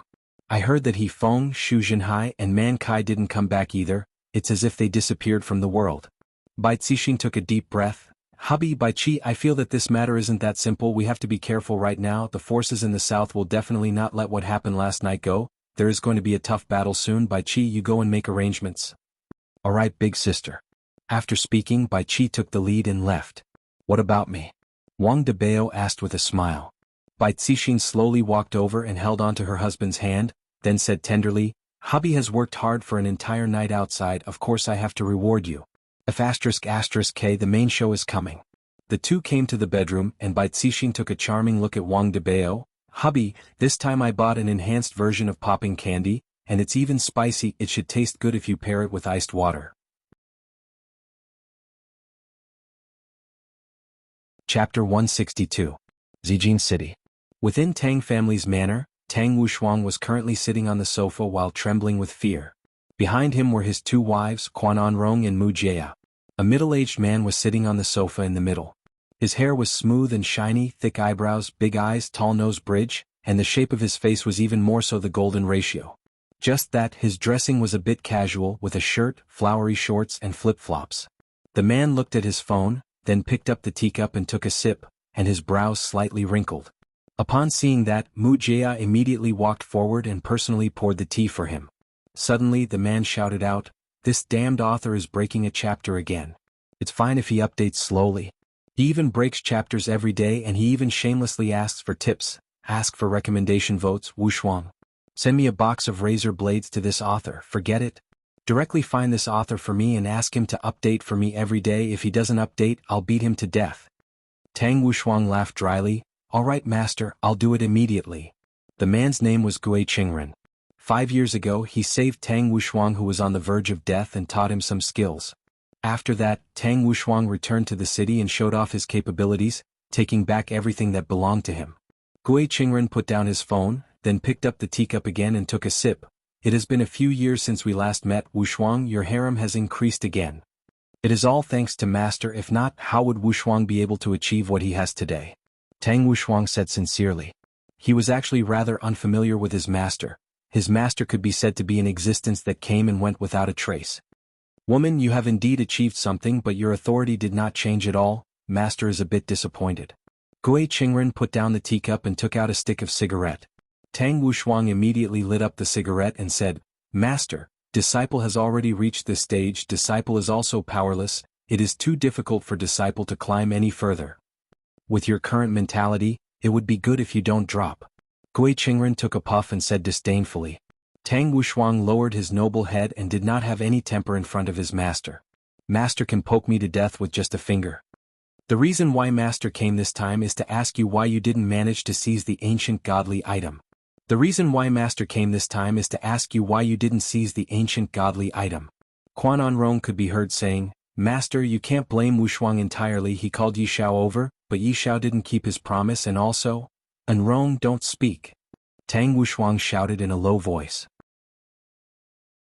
Gui Qingren's gaze turned intent and he slowly said, "Wuxuang, not only do you not have the drive to improve, but the women you teach are also lawless. Women shouldn't interrupt when men are talking." Xuanhuan's pretty face instantly collapsed. "You two leave first," Tang Wuxuang said gravely. "Originally, I thought that by bringing the two of them by my side they would be of some use. After all, their brains were very good, but I didn't expect that it would be like this." Mujia pulled Xuanhuan away quickly. Her husband's master was moody and very strange. He could even be so engrossed in reading novels. "Master, they are not sensible, please don't be angry." Tang Wuxuang fawned. Right now, in this kind of situation, he still needed his master's help. "They don't know any better and you don't know any better either. This woman has messed up your mind." Tang Wuxuang hurriedly replied, Yes, what teacher said is correct. Back then, I saved you on a whim and taught you some cultivation techniques. You performed well in the past few years, but this year has disappointed me. When you go out, don't say that you are my disciple." Tang Wuxuang lowered his head and listened to his master's lecture. Gui Qingren let out a sigh of relief. "The 9-devil punishment tower is in Bai family's hands?" Hearing that master changed the topic and it was an ancient godly item, Tang Wuxuang felt that his hope was ignited again. As long as master is willing to make a move, then everything will go smoothly. That is indeed what the scout reported. After Wang Debao obtained the 9-devil punishment tower, he hurriedly rushed to Zijin City and went to Bai family. Gui Qingren paused for a moment. "Right now Bai family has an ancient godly item, Xiao family also has one, but you don't. Could it be that you still want master to help you snatch it?" Disciple doesn't dare. The rules of aristocratic families cannot be changed. If you want to squeeze in, you have to snatch it. Which family do you think is easy to snatch? Gui Qingren asked faintly. Is there a need to ask? It is definitely Xiao family's Xuanhuan sword. Xiao family. Tang Wushuang said gravely. Since you know it is Xiao family, why didn't you make a move? Gui Qingren asked back. Tang Wushuang still remembered their old relationship. After all, Xiaoyi had helped him quite a bit back then. Now, it is really hard to stab him in the back. When one is in a great position, one will slay a god, not to mention an individual. Disciple has learned his lesson. The living room instantly quietened down, and Tang Wushuang didn't even dare to breathe loudly. I heard that everyone died last night and all of them were sucked dry? Gui Qingren suddenly asked. And the news just spread out and the three major powers in the north also went missing. Gui Qingren said calmly, seems like it was done by the person in the coffin. Master, you know about it? If I didn't guess wrongly, all of you fell into a trap. Gui Qingren laughed lightly, picked up the Snickers bar on the table, opened the packaging and slowly chewed on it. Tang Wushuang turned pale with fright, and he instantly understood something. Master, compared to this person? We are about the same. Tang Wushuang's heart sunk. Master actually has such a high evaluation of this person, unimaginable. That's right, what is going on with that black robe? Gui Qingren continued to ask. Tang Wushuang told him the cause of the matter, and Gui Qingren fell into contemplation after listening to it. After a long time, Gui Qingren said faintly, this black robe isn't a big deal, the important point is the person behind him. But right now, everyone in the circle is saying that the black robe is the boss. Gui Qingren's gaze turned cold. I should have really killed all of those women of yours. Did your brain get clamped by women until you became stupid? You can't even see through this kind of scheme. But, Wushuang, let Master ask you a question. When have you seen Master make a move before? Tang Wushuang swallowed his saliva. Indeed, I have never seen Master make a move before. Never. A truly powerful person would not even spare a glance for ants. In his eyes, ants are merely dust. Gui Qingren said in a deep voice as if he had met his match. Master is powerful like this. Tang Wushuang immediately bootlicked. As expected, it is useful.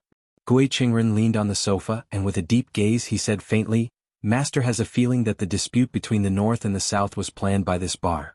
Wushuang, investigate this bar properly. Disciple understands, Master, then who exactly is the boss of this bar? Gui Qingren let out a heavy sigh. If it isn't that boss, then it is that security guard. One of them is the mastermind behind the scenes. Alright, Master's going to rest now. Master, do you want Disciple to make arrangements for you? It is better for you to keep those useless women for yourself. Don't forget to help Master tie up that author. If he doesn't write, I will break his legs.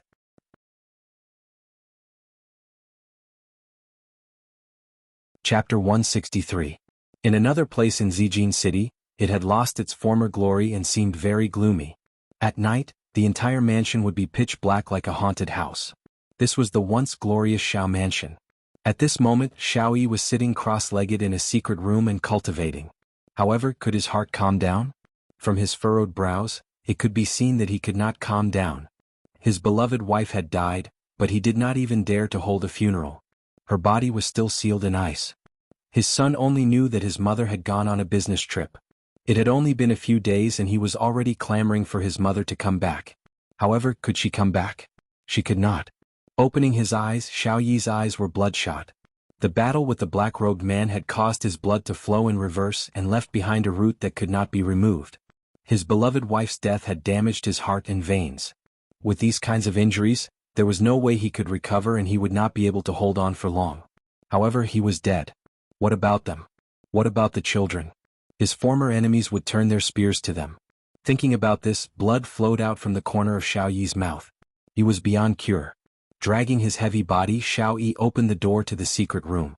However, the moment he walked out, his slightly bent back straightened. He swallowed his bitterness to prevent the women from worrying. Enduring the chaotic spirit energy in his body, Xiaoyi came to the main hall.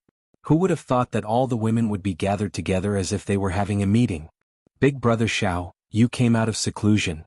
Yuqi quickly went up to support him. Her stomach was already slightly bulging. Looking at Yuqi's stomach, Xiaoyi squeezed out a smile. Are you all right? And big brother Xiao, don't worry about us. We are fine. Yuqi supported Xiaoyi as they sat on the main seat. Xunan's face was calm as she walked to her husband's side and wanted to take his pulse. Xiao Yi knew what Xuanhuan wanted to do, so he dodged. Not only was his seclusion useless, but his injuries had worsened. He did not want them to know about this. Even if they wanted to know, this was not the time. Xuanhuan frowned and was very worried. The more her husband acted like this, the more serious his injuries were. What are you guys talking about? Xiao Yi tried to maintain a relaxed state. He had been in seclusion these past few days and did not know about the outside world. Yuqi smiled and said, "Nothing, it's just company matters." "Do you need to do this to the company's matters? Just say it, no matter how big the matter is, it is already in the past." Xiao Yi laughed bitterly. If I can go back in time, I should learn from Wang Debao and return the money. He had thoroughly played out the phrase, losing one's wife and losing one's soldiers after losing one's wife. The girls looked at each other. Finally, Xuanhuan told them what had happened these days. Wuxia is here to give money? Xiao Yi felt gratified. At least he hadn't made friends with this brother for nothing. Yuqi didn't understand it that way. "Brother Xiao, when Wuxia came that day, you were already in seclusion," and he looked a little absent-minded. "I don't think it was as simple as giving him money. Maybe he's worried about my injuries. Wuxia isn't as bad as the other families." Xiao Yi's voice wasn't strong and was very weak. The women did not continue to speak, lest they made their husbands angry. They had to take it slow because the next matter would be even more serious. After a long time, Xiao Yi listened to everything and didn't have much of a reaction. Instead, he let out a sigh of relief. The heavens wanted my Xiao family to die. The women didn't say anything. They didn't want to continue to provoke their men. Yuqi said seriously, "Brother Xiao, the Bai family might do something bad to us. We should plan ahead." "Bai family? I'm afraid it's not just the Bai family. The xuanhuan sword in my hand is a hot potato that everyone wants," Xiao Yi said coldly. "If a tiger fell to the plains, it would be bullied by dogs. Brother Xiao, how about we hand over the sword and let them do whatever they want?" Xuanhuan's suggestion was probably what all the women were thinking. If the sword was gone, it was fine as long as the person was still alive. However, Xiao Yi didn't think so. If the sword was gone, it would only speed up the process of death. They didn't dare to do anything now because they didn't know how injured they were. Once they found out, they would probably attack. The only thing they could do now was to use the xuanhuan sword to exchange for their lives. "Don't worry, I have plans." Xiao Yi smiled. If the sword couldn't exchange for their safety, then he would exchange for his life. The women had blind trust in their husbands. They thought that Xiao Yi really had a good idea, so they were happy. "Brother Xiao, let's eat first. Only when we are full will we have the strength to do things," Yuqi said tenderly. Together with Xuanhuan, she helped Xiao Yi to stand up. And Xuanhuan took this opportunity to immediately check her husband's pulse. Her face that was originally still red immediately became pale like a piece of white paper. This kind of pulse is the sign of death. That's why the words I said just now were all lies. Brother Xiao is going to die. Xiao Yi took a look at Xuanhuan. His meaning was very clear, he was telling her not to speak carelessly. The happy atmosphere on the dining table was no longer like it was in the past. Meanwhile, everyone in the bar started eating. Crayfish feast. Xianxia was immediately stupefied. This is revenge for me for not serving him well during those few days. Not only is he a jealous king, he is also a miser. Wow, Crayfish Zizi loves it the most. Yi Zizi immediately wore her gloves. Yi Hua coughed lightly and hinted to Xianxia. Xianxia bit onto her lips and helplessly wore her gloves to peel the crayfish. After dipping the crayfish meat into the gravy, she placed it into her husband's bowl. Yi Hua was very satisfied. This crayfish meat is becoming more and more fragrant. Qing Yutong looked at the two of them. Just going out for a trip and they have already reconciled, this is really fast. Looking at big sister's expression, needless to say, brother-in-law definitely won. Brother-in-law eat the crayfish. How could Qing Yutong let go of this time to flatter Yi Hua? If I want to have meat to eat, I have to flatter brother-in-law. Big brother, here, Zizi will peel the crayfish for you. Yi Zizi and Qing Yutong's mentality was not much different from each other. As for Yi Hua, he couldn't care so much about it. This is the treatment that a supreme overlord should enjoy, comfortable. Yi Zizi, go to school half a month later and study. Yi Hua said faintly while eating the crayfish meat and drinking the ice Sprite. You are letting an old monster go to school, aren't you afraid that she will eat all of the teachers in the school? As expected, upon hearing about going to school, Yi Zizi collapsed. Big brother, I don't want to go to school, I want to eat chicken. Yi Hua and Xianxia's gaze immediately looked towards Qing Yutong, while Qing Yutong pretended not to hear anything and continued peeling the crayfish. Big sister, eat the crayfish. Brother-in-law, eat the crayfish. Qing Yutong. How can you lead a child astray? Xianxia criticized harshly. It has only been a few hours, and you have already made an innocent and pure lowly degenerate to the point where she wants to eat chicken without even going to school. Qing Yutong raised up both of her hands and said with grievance, Brother-in-law, big sister, you really can't blame me for this. After finished speaking, Qing Yutong even pulled onto Yi Zizi's skirt. Big brother, big sister-in-law, you really can't blame big sister Qing. Big sister only told me how to operate the game, and also how to control the gun and snatch the airdrop. It was Zizi who got addicted to it. Yi Zizi said pitifully. Pooh. Chapter 164. Xianxia glared angrily at her little sister and shouted out, Qing Yutong, it's fine if you degenerate yourself, but Zizi is still a child, and you are already bringing her to play games at such a young age? Are you going to bring her to the disco too? Yi Zizi's eyes lit up at the mention of disco dancing. This was something new. However, she remained silent and pretended not to hear anything. Qing Yutong felt wronged to death. This little troublemaker tricking me? And you are still pretending to be more pitiful than me? Sister, don't be angry. Eat some prawns to calm down. I have no appetite. Xianxia said angrily. Thinking about how after my child was born, I was led astray by this aunt of mine, I felt that my head was a bit giddy. Yihua, why don't you reprimand her? Xianxia was not happy with herself scolding Xianxia, and she even wanted to pull Yihua along to scold Xianxia's little sister. Yihua knew Yi Zizi very well and he said, I've already said it before, you will be responsible for yourself. Qing Yutong became happy. I didn't expect that brother-in-law would stand on my side this time. I am so happy. Yi Zizi, there's no room for discussion about the study. Yihua said faintly. The main thing was that he wanted to throw Yi Zizi into the school and properly get along with humans. Yihua wanted Yi Zizi to not always think about sucking on humans, and Yihua wanted Yi Zizi to know how to control herself. Just look at Wei Chong, he is able to control himself so well that he is even able to think.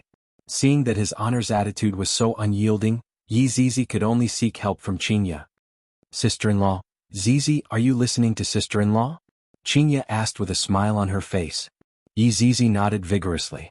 She felt that there was hope. Then listen to your eldest cousin. Yi Zizi was speechless. Even if he pretended to be pitiful, he wouldn't be able to escape his fate of going to school. The thought of sitting with a group of human children made him want to eat them all up. Zizi, studying is pretty good. If you don't study, you won't even be able to find a job in the future. Qing Yutong patted onto Yi Zizi's head and began to add insult to injury. Yi Zizi pouted her small mouth, then began to peel the prawn pitifully. At that time I will make a big fuss. Yi Zizi, don't think about useless things. Yihua still didn't know what Yi Zizi was thinking about and gave a warning. The family meeting ended here, and Qing Yutong and Yi Zizi breathed out a sigh of relief. They felt like when they were young they had failed their exams, and were being lectured by their parents. Xianxia, didn't you say that you are going to take wedding photos? Hurry up and decide in case you say that it doesn't look good when you pat me when I have a big stomach. Picking up the prawn meat that Xianxia peeled, Yihua asked. Xianxia pondered for a bit, then said, let's go to Sanya, the scenery there is pretty good. Furthermore, this time we have only played for a day, so we will be able to play more if we go to Sanya. Why are we going so far away? Yihua asked while wrinkling his brows. There is a seascape over there. Long and city is located inland and there is only a river there. This time we can also bring Yutong and Zizi along with us. Xianxia felt that this method was feasible.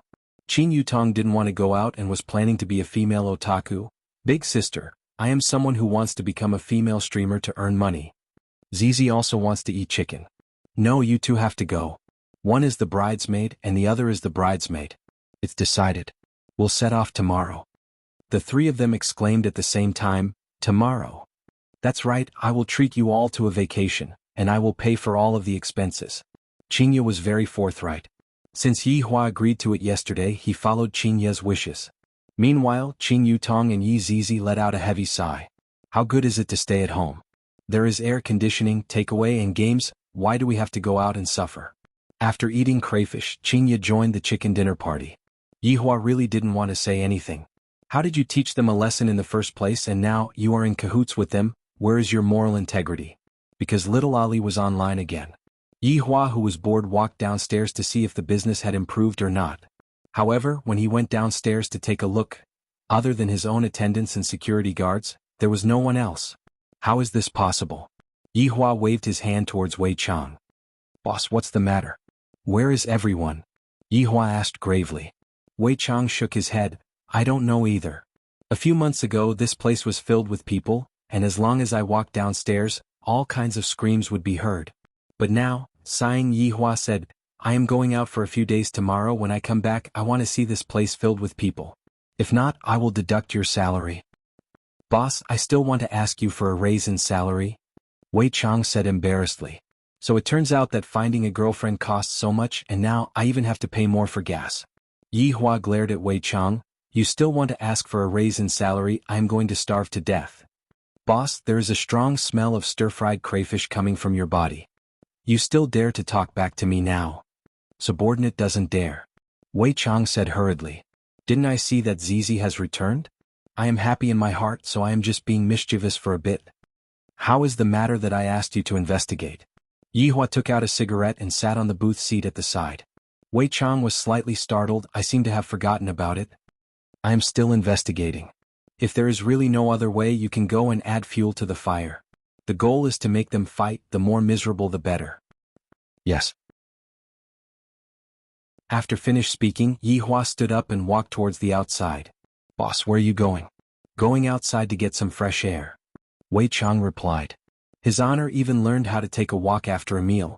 Seems like it won't be long before he goes to square dance. Thinking about it was just thinking about it. Right now, he still had to quickly contact Death Mage. Ichin took out his phone and gave Death Mage a call. After thinking for a bit, he hung up the phone. Death Mage. Death Mage, who was currently playing the game, went into a daze and hurriedly replied, Master. His Honor has ordered you to become a spy and investigate the movements of both the North and South. Wei Chang felt that this was exactly what His Honor meant. After all, only a spy would be able to gather a large amount of information, and this was how all spy dramas played out. Spy. Death Mage felt that he shouldn't be called Death Mage anymore, because the quest was no longer related to death. That's right, report to me every day. Your subordinate will obey your orders. After cutting off the connection, Death Mage let out a deep sigh. The missions that His Honor gave me are getting more and more difficult. How am I going to play games in the future? Biu. The sound of a max-leveled cannon rang out beside him. Sun Fang was also fishing with her phone in her hand. That serious look on her face made it seem like she was taking revenge. That's right, she was taking revenge. Since she couldn't beat him, she would use what he was best at to defeat him. But this fishing is too much of a scam. I don't even have money anymore, and even eating 3 meals a day is a problem for me.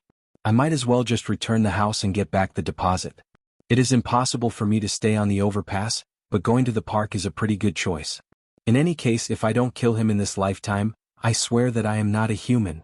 Death Mage immediately typed, then used his bone finger and tapped onto Sun Fang's shoulder. I have a way to earn money, do you want to do it? After looking at Death Mage's finger, Sun Fang's brows tightly wrinkled. Death Mage is definitely not doing anything good, but even if I don't have money, I can't defeat him. After thinking for a long time. I'll do it. GGG.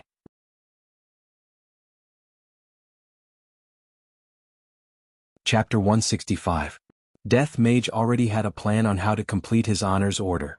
This is going to be a very different kind of spy job, and it is filled with blood and cruelty. I really like it. On the other side, Yihua took a stroll outside, and when he came back, there was an additional document bag in his hands. This document bag was sent over by Lai Gu, and inside the document bag was Yi Zizi's personal information.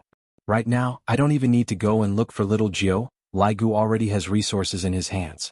Not bad, you are starting to have brains. Returning to the second floor, Yi Zizi could be heard shouting into the microphone, while Qingya and Qing Yutong were both silent. Auntie, you're such a noob. Little Ali's childish voice sounded from the headset. Yi Zizi was furious. Don't call me Auntie. But you are Auntie Qing's little sister. If I don't call you Auntie, what should I call you? Yi Zizi received 10,000 damage. Have you ever seen such a lowly Auntie? Qingya and Qing Yutong smiled tenderly, but didn't say anything. When these two buffoons are placed together, they are simply capable of tearing apart the sky. Enduring the pain of being called Auntie, Yi Zizi decided to defeat Ali with an overwhelming advantage in the game. Little Ali also seemed to know that compared to Yi Zizi, it was useless. Apart from these 4 people, the other 96 were suffering. Among them, more than 70 heads were split evenly between 2 people. There were also more than 20 who couldn't take it anymore and self-destructed. In the end, as soon as these two accounts appeared, all sorts of explosions would appear on the screen. This game couldn't be played anymore. When faced with two immortals, you could only kneel. I didn't expect that Xianxia would be so powerful. In the beginning, she was still very unfamiliar with the game, and after a few rounds, it was as if Xianxia was cheating. In a certain livestream room, there were countless bullet screens. Host, aren't you the immortal Slayer King? Now that there are two celestial beings, streamer Celestial Bane, please. Also begging streamer Celestial Bane. Host, please give the world a clean PUBG. On the screen, the host clutched his stomach with a pained expression. I'm really not in the best condition today. I have a stomachache. I'll go offline first. After saying that, the stream went dark. Celestial Bane? Cook me when the time comes. That was a revolver monster, and now there was a crossbow monster. Should I consider switching professions? The live stream was in chaos. The host actually ran away. Everyone stopped scolding the host. Maybe the host is really not feeling well? I'd be a fool to believe him. Two deities destroyed the balance of the game, and this streamer actually pretended to have a stomachache. Why don't you just say that you're on your period? I heard that my goddess, Yutong, is going to start a live stream and play PUBG. I'm going to watch my goddess. What's there to watch? Even Jade Dynasty can't do it without some skill. Let's go, let's go. I might as well watch the old woman play games. Unsubscribe, unsubscribe. Sorry for disturbing you. Looking at the bullet screen in the live stream room, the streamer felt very hurt. You all are asking too much. Do you think that Jade Dynasty is that easy? I'm done for. However, right now, Little Ali and Xianxia were killing each other in the game. Whoever didn't get a headshot would lose. In the end, it was all headshots. How the F***ck was he going to let people play? So what if he had a cheat? This was too much of a bully. The game company immediately checked and found that these two accounts were perfectly normal.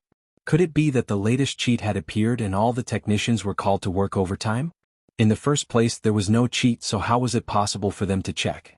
In the end, those technicians didn't return home for an entire month, and they didn't even know that they were cuckolded. Yihua stood behind Xianxia and watched as she cheated with her instincts. However, he didn't expect that Ali would actually be able to fight to a draw with Xianxia. This little Ali is rather mysterious. Northwest Desert, this place was completely uninhabited. If an ordinary person were to walk on this desert, they would die within a few days and become the food of vultures. Under the moonlight, two people walked onto this desert. They wore cloaks and walked forward while bending their bodies. After a long time, the two people stopped their footsteps. One of them formed a seal with both hands, and a faint water ripple appeared in front of his body. Soon after, the two people stepped into the water ripple, and the desert returned to peace once again. The two people that stepped into the desert took off their cloaks and took a deep breath. One of them smiled and said, "The air in our voidless realm is still the best, the air in the secular world is poisonous." Of course, this voidless realm is under the protection of the ancient Eastern Emperor. To be able to become a member of voidless realm is also a supreme honor. That's right, if we are able to see the Empress once, we would have no regrets in this life. Soon after, the two people looked towards the tallest existence within the mountains, and their gazes were filled with endless worship and reverence. Soon after, the two people slowly kneeled down and bowed towards that person to show their respect. Looking at the entire voidless realm, it seemed as if the entire voidless realm was sitting above the layer of clouds, and the mountains were even floating above the layer of clouds. All of the buildings were located at the edge of the mountains, and on top of every mountain, there was a majestic palace, which symbolized the authority of the voidless realm. However, on the highest mountain peak there was a majestic palace. The entire palace was engraved with majestic divine dragons, and each of the 8 dragons coiled around a white jade stone pillar. The 8 dragons had glaring eyes and sharp claws, scales and beards on their bodies, and the dragons had the power to uproot the mountains and rivers. In the sky above the palace, there was actually a waterfall, and the sound of the waterfall was high and low, just like the melody of a zither. Green trees intertwined with each other, and the chirping of cicadas and drums could be heard. It was as if one was at this place, quietly listening to the clear melody of a flowing spring and the green breeze of an ancient pagoda tree. The waterfall flowed along the channel that was dug out and flowed down the mountain, and just happened to fall onto the mountain below. The waterfall flowed into the layer of clouds, disappearing without a trace. At this moment, there were people gathering in the palaces of the various mountains. 8 elders landed in front of this majestic palace, then bowed their bodies and waited. In front of the palace stood 4 golden-robed and silver-armored imperial guards, and their entire bodies were emitting out faint killing intent. After a long time one of the guards shouted out, "Enter." The 8 elders slightly straightened their bodies and walked into the palace. On the throne at the center of the palace, a woman with extraordinary aura could be seen sitting on it. On her head was a dragon phoenix golden crown, and her appearance was picturesque. Although her pair of eyes were beautiful, there was a layer of frost on them. The dragon-patterned purple robe that was worn on her body made the cold aura that she was emitting rise to a peak. This was a woman that even men would not be able to raise their heads. Her name was Donghuang Baiji. "Subordinates kowtow to your majesty." The 8 elders bowed and greeted. Donghuang Baiji, who was sitting on the throne, had a calm expression on her face, and not a single ripple could be seen on her face. Donghuang Baiji slowly raised her hand. The 8 elders stood up and stood on both sides of the palace. "Yunda, what is the matter that requires us to discuss in the middle of the night?" Donghuang Baiji asked faintly. A relatively short and small elder stood out, then cupped his hands and said, "Your Majesty, a demon has appeared in the secular world. That 9 demons punishing tower cannot be considered to be a demon." Donghuang Baiji said faintly, seemingly not placing the matter in her eyes at all.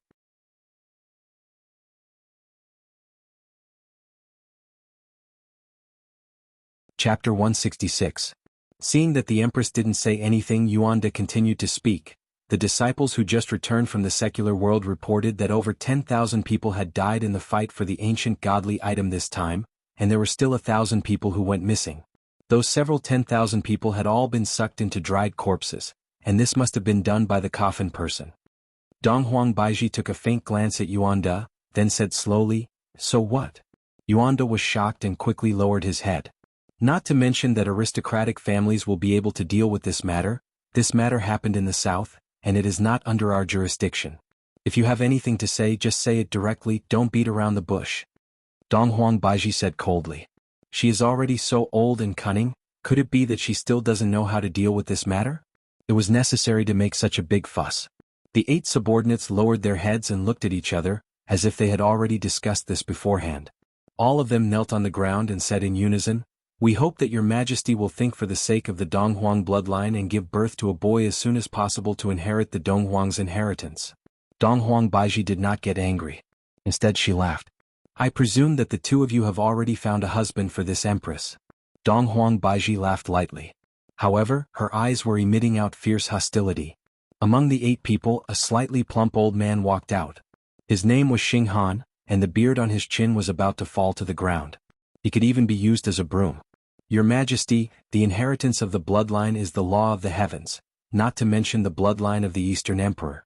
The bloodline of Nuwa is nowhere to be found, and the ancient bloodline is even rarer. Although the other 2 families are not worthy of the surname Eastern Emperor, as long as your Majesty gives birth to a male child and inherits the inheritance of the Eastern Emperor, the Eastern Emperor clan will once again achieve glory." As he spoke, xuanhuan knelt down again. When the others saw xuanhuan kneeling down, they also knelt down. Donghuang Baiji, who was sitting on the throne, did not say anything. xuanhuan continued, "The aristocratic families in the north are controlled by us, Donghuang, while the aristocratic families in the south are controlled by the Ji family. Although the Ying family lives in the south, they don't care about worldly affairs. I feel that the Ying family is the best choice." After a short pause, xuanhuan continued, "The second son of the Ying family, xianxia, is talented and virtuous. He's also quite handsome. He's the best candidate for the Empress's husband." "Are you done?" Donghuang Baiji asked faintly. "Empress. All of you can leave." Donghuang Baiji waved her hand and stood up. Yuanda immediately rushed out. "This subordinate has something to report. It's about Long and City's Qing Bar." Donghuang Baiji's body trembled, and in an instant, all sorts of emotions appeared on her face. The 8 subordinates of Donghuang Baiji had their heads lowered in hesitation, and they did not notice the complicated changes that were happening to Donghuang Baiji. "A small leisure bar is of no importance to me." Donghuang Baiji placed her hands behind her back and prepared to leave. Yuanda hurriedly shouted out, "Your Majesty, the conflict between the north and the south this time was caused by this leisure bar's owner. His name is Yi Hua. So he is called Yi Hua. This cruel man was called Yi Hua. Because his back was turned, the 8 subordinates couldn't see his angry and ferocious face. However, everyone else was looking at Yuanda. Why did he bring such a small matter up? Yuanda ignored him and continued, "This man has a wife. Her name is Xianxia and she is pregnant." Every single word that Yuanda said was like a sharp blade, stabbing into the weakest part of Dong Huang Baiji's heart. He had a wife. With child. Then what does that make me? Dong Huang Baiji's memories instantly returned to 3 years ago. The situation on that day was more or less the same as today, just that, back then her father was sitting on the throne, and on the second day she ran away from the throne, and on the second day she met with the owner of the leisure bar. She, who was in an extremely bad mood, was convinced by the owner of the leisure bar and ended up having sex with the owner of the bar. But when he heard that it was his first time, he felt a little better. He even said that he wouldn't touch the same woman twice and told him not to look for him. At that time he laughed. Did he really think he was a god? He was the most narcissistic person he had ever met. After playing around in the secular world for half a month, Yihua returned to Voidless Realm. Yihua didn't expect that her father would fall sick, and at that time she was rather worried. However, the sage doctor who was taking a look at her father's illness was actually able to tell that she was pregnant. How is this possible? However, after the diagnosis she was dumbfounded. She was really pregnant. She didn't even need to think to know whose child it was. At that time, her father flew into a rage and his illness worsened. Everyone advised her to abort the child. This was a disgrace to the Dong Huang bloodline. However, he could not bear to do so. This was a life. After resisting for a month, she couldn't take it anymore, and running away was the only choice she had. But where could she run to? At that time, there was only one place that appeared in her mind, and that was Leisure Bar. When she was at that time, she was still thinking about some beautiful things. Although it was an accident, she was able to get to know the other half of her life. However, she never expected that she would wait day after day. Every night, she would see Leisure Bar closing its doors. She would even raise her head to look at the room on the second floor where the lights were still on. Why is it that when you are just a few meters away from me, you aren't willing to come down and take a look at me? Disappointment after disappointment caused her heart to become disheartened. After half a month, when she returned, her father had already left. That day was the darkest day of her life. It was as if she felt that the entire world was abandoning her, and she even thought of committing suicide to end her life. However, when she thought about her child, she endured it. Her child looked a lot like him. Every time she saw her daughter, she would think of that heartless man. What was laughable was that, right now, he had married a woman and was even pregnant. To only touch the same woman once, how laughable was that? To think that I actually believed it. Why were you so heartless when I was pregnant, but you were able to marry this woman? Yuanda. Dong Huang Baiji called out faintly, just that, her tone was so oppressive that it made people tremble in fear. Subordinate is here. Regarding the matter of going to Ying family to propose marriage, I'll leave it to you. I'll marry her. After finished speaking, Dong Huang Baiji left with her hands behind her back. The 7 people in the palace still hadn't reacted to what just happened, and only Yuanda let out a sigh of relief. It's finally settled. Hey, what's going on? Why did Her Majesty suddenly agree to it? Xuanhuan walked over and asked curiously. Yuanda laughed lightly. Her Majesty has been thinking about a person. As long as that person is removed from her mind, there wouldn't be anything for her to think about anymore. The 7 people went into a daze and began to admire Yuanda. They didn't expect that Yuanda would be able to find out about what happened back then. Everyone keep this matter a secret. It concerns the reputation of the Dong Huang family. Yuanda said with a smile, then left the palace with everyone else. Dong Huang Baiji didn't return to her room. She sat in the garden and stared blankly at the stars in the sky. Her pair of delicate hands were clenched so tightly that her nails had pierced into her palms, causing her palms to be devoid of blood. After a long while, Dong Huang Baiji walked towards her daughter's room. Before she even got close to her daughter's room, she could hear the sound of someone tapping on a keyboard. Dong Huang Baiji's expression immediately became cold as she fiercely pushed open the door and entered the room. Dong Huang Li, who was currently playing a game, was startled. She hurriedly turned off her computer, then lowered her head and stood obediently at the side. Kneel down.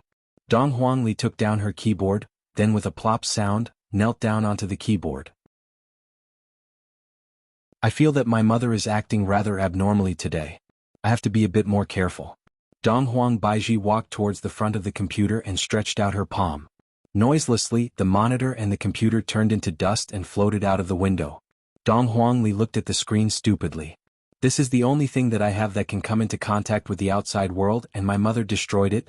You're tuning in to the Sword Dance in the Vast Sky YouTube channel. Don't forget to subscribe and join us on this journey to catch the most captivating stories.